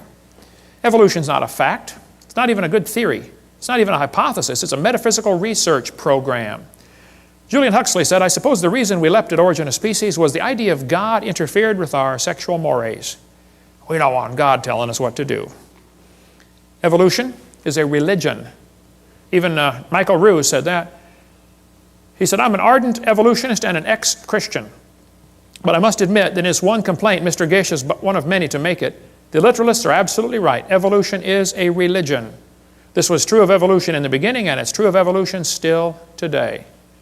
We believe in evolution because the only alternative is creation. And that's right. That is the only alternative. One Russian atheist astronomer came over here to America, and he was speaking at the university, and he said, folks, either there is a God or there isn't. I thought, wow, now that's a brilliant conclusion to come to. But then he said, both possibilities are frightening. I thought, wow, now that is a brilliant statement. See, if there is a God, we better find out who He is and find out what He wants and do what He says. If there is no God, we're in trouble. We're hurtling through space at 66,000 miles an hour and nobody's in charge. That's a scary thought. Even one famous scientist said, this evolution, transformationism, is a fairy tale for adults. The theory has helped nothing in the progress of science. It is useless. Even if evolution theory is true, it's useless. It's of no value to science whatsoever. Evolution is a kind of dogma which its own priests no longer believe, but which they uphold for the people. Even most scientists don't believe in this, but they're afraid of losing their job or their research grant money, or they're afraid of peer pressure. No different than a fifth grader afraid what the other fifth graders think of them. We got college professors out there teaching these lies that I've covered just because they have to, because that's their job. Muggeridge said, I'm convinced the theory of evolution will be one of the great jokes in the history books of the future. Satan is a liar. And everything about this theory is based on lies. Even Thomason said, these evolution, people who go about teaching evolution are great con men. The story they are telling may be the greatest hoax ever. We do not have one iota of fact to support this evolution theory. So Fred Hoyle, the famous astronomer, said, well, life is so complicated, it could not have evolved on Earth, so it must have come from outer space. Well, duh. All that does is postpone the problem. How did it happen out there? This guy says, evolution is a light which illuminates all facts. All lines of thought must follow. This is what evolution is. Well, Pierre de Chardin, the Catholic priest that got most of the Catholics to believe in evolution, including the Pope, who's 3 times now said, we believe in evolution. Pierre de Chardin is one of the guys responsible for the great Piltdown hoax. He's a liar. Absolute bald-faced liar. God's Word is a light. Okay? Not evolution is a light. But if a kid goes 12 or 15 years to school in your school system, how's he going to view the world? Probably like an evolutionist. Why would they teach these lies? Well, some people think that if everybody believes in evolution, that will make it true. It doesn't matter if everybody believed in it. That wouldn't make it true yet, okay? Some people teach the lie to keep the paycheck coming in. Kids, there are teachers that don't believe in evolution, but they keep teaching it anyway because they like their paycheck every Friday. And they will lie to you to keep their paycheck coming in. Some understand the bigger picture, how evolution is the foundation for the New World Order. We cover more on that on Seminar Part 5. Evolution is the foundation for Marxism, Nazism, communism, socialism. That's why when I do debates, I always call it creation versus evolutionism. It drives them nuts, because they're used to saying, oh, it's evolution versus creationism. They always put the ism on creation. So when I flash up my sign at the beginning, it says, creation versus evolutionism debate. They always sit there with that puzzled look on their face. They're trying to read it thinking, you know, something doesn't look right about that, but I don't know what it is. Just get the little jab in there, you know. Why do people believe in evolution? Well, you might want to get this book, The Case Against Darwin. Excellent, short book, quick read for your intellectual friends that want to get the quick picture. Some people, that's all they've ever been taught. When I spoke in Russia, I was over there at the university. There were 30 professors came in to hear me speak. And after about an hour, one of the professors was crying. And I asked the interpreter, I said, what's he crying about? And she said, he's never heard the creation story. He didn't know there was one. All he's ever heard is evolution. He wants you to keep going. I went for another hour. I spoke at a public school over there in Russia.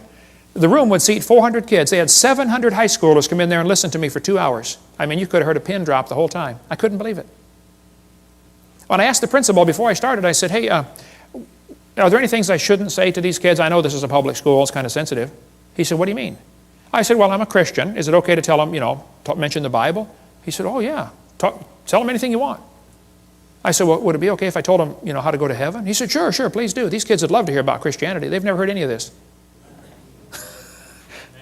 Wow. Door you can drive a truck through, brother. But they use the same lies in Russian textbooks. Here's a Russian textbook talking about the forelimb, proving evolution, the different geologic column strata, all the stuff we covered earlier. So why do they believe this stuff? Well, some believe it because that's all they've been taught. Some, their job depends on it. Some, they hope there's no God to answer to. They did not like to retain God in their knowledge, the Bible says. They just don't like this idea. And it says, God will send them strong delusion. The more I think about this, that is so true. Anybody that believes they came from a rock 4.6 billion years ago has to be strongly deluded. Think about it. Oh, there's so much we could cover on this. Some people simply have too much pride to admit they have been wrong all their life. So, kids are being taught evolution. There's no question about it. Kids are being lied to in these textbooks. There's no question about it. What do we do about it? Well, we cover that in great detail on our public school presentation on the Green series of tapes. Get the public school presentation. We'll tell you step by step what to do, how to get these lies out of your textbook, how you can get on the school textbook selection committee, how you can get your kid exempt from class. Parents, if your kids are in a public school, you should send a little note to the teacher saying, I don't want my child taught evolution. It's against my religious convictions. Sign it, notarize it if you'd like, give it to the teacher and to the principal. Then if they continue giving you a hard time, you say, oh, now, excuse me, do you discriminate against people because of their religious convictions? Watch their eyes light up on that one. And if they still give you a hard time, contact me. I got some lawyers waiting in the wings that are anxious to get a lawsuit like that. Title 42, discrimination based on religion. Wow. That principal's going to be the garbage collector the next week. I guarantee that principal's going to call that teacher in and say, look, let this kid out of class. Stop teaching evolution. I had one guy call me a couple years ago. He said, Brother Hovind, my second grade daughter's teacher just called me. And the teacher said, Mr. Jones, whatever his name was, I forget. He said, your second grader's in my class, your daughter, and she stops me every time I start teaching something about evolution. And the teacher said, I've just decided I'm going to skip this evolution stuff for the rest of the year until your daughter's out of my class. And my first thought was, yay. And then I thought, wait. Why are we sending second graders off to war? This is a battle the parents ought to be fighting, not the kids. We're the salt of the earth. Salt irritates. Hey, if nobody's irritated at you, you're not a good Christian. You don't have to try to irritate them. You try to be salty. That will irritate them. Salt preserves from corruption. How come you got so many lies in the textbooks right here in Tennessee in the middle of the Bible Belt? Where's the Christians that are supposed to preserve the world, huh? Why don't some of you get on the school board and do something about this? Why don't some of you get a committee to say, hey, let's take these pages out of the book. This is a lie. It won't cost the school anything. I'll show you. How many of you would volunteer to take the pages out of the book and bring your own scissors? Won't cost the school a dime. Let's do better than that. How many of you would pay $20 for the privilege of being on the committee to cut the pages out of the book and still bring your own scissors? We just had a fundraiser. We just raised $1,000 for the school. Wow. Won't cost them a dime. There are many good, sincere, godly public school teachers, and I praise God for them. And they are as frustrated as I am with what's going on. If you've got a good teacher in your school that wants to do what's right, support them. Because I guarantee if there's a teacher that tries to get up and stand up for creation and against evolution, there's a good possibility they'll get fired or get persecuted for it. We cover much more on that on video number 7.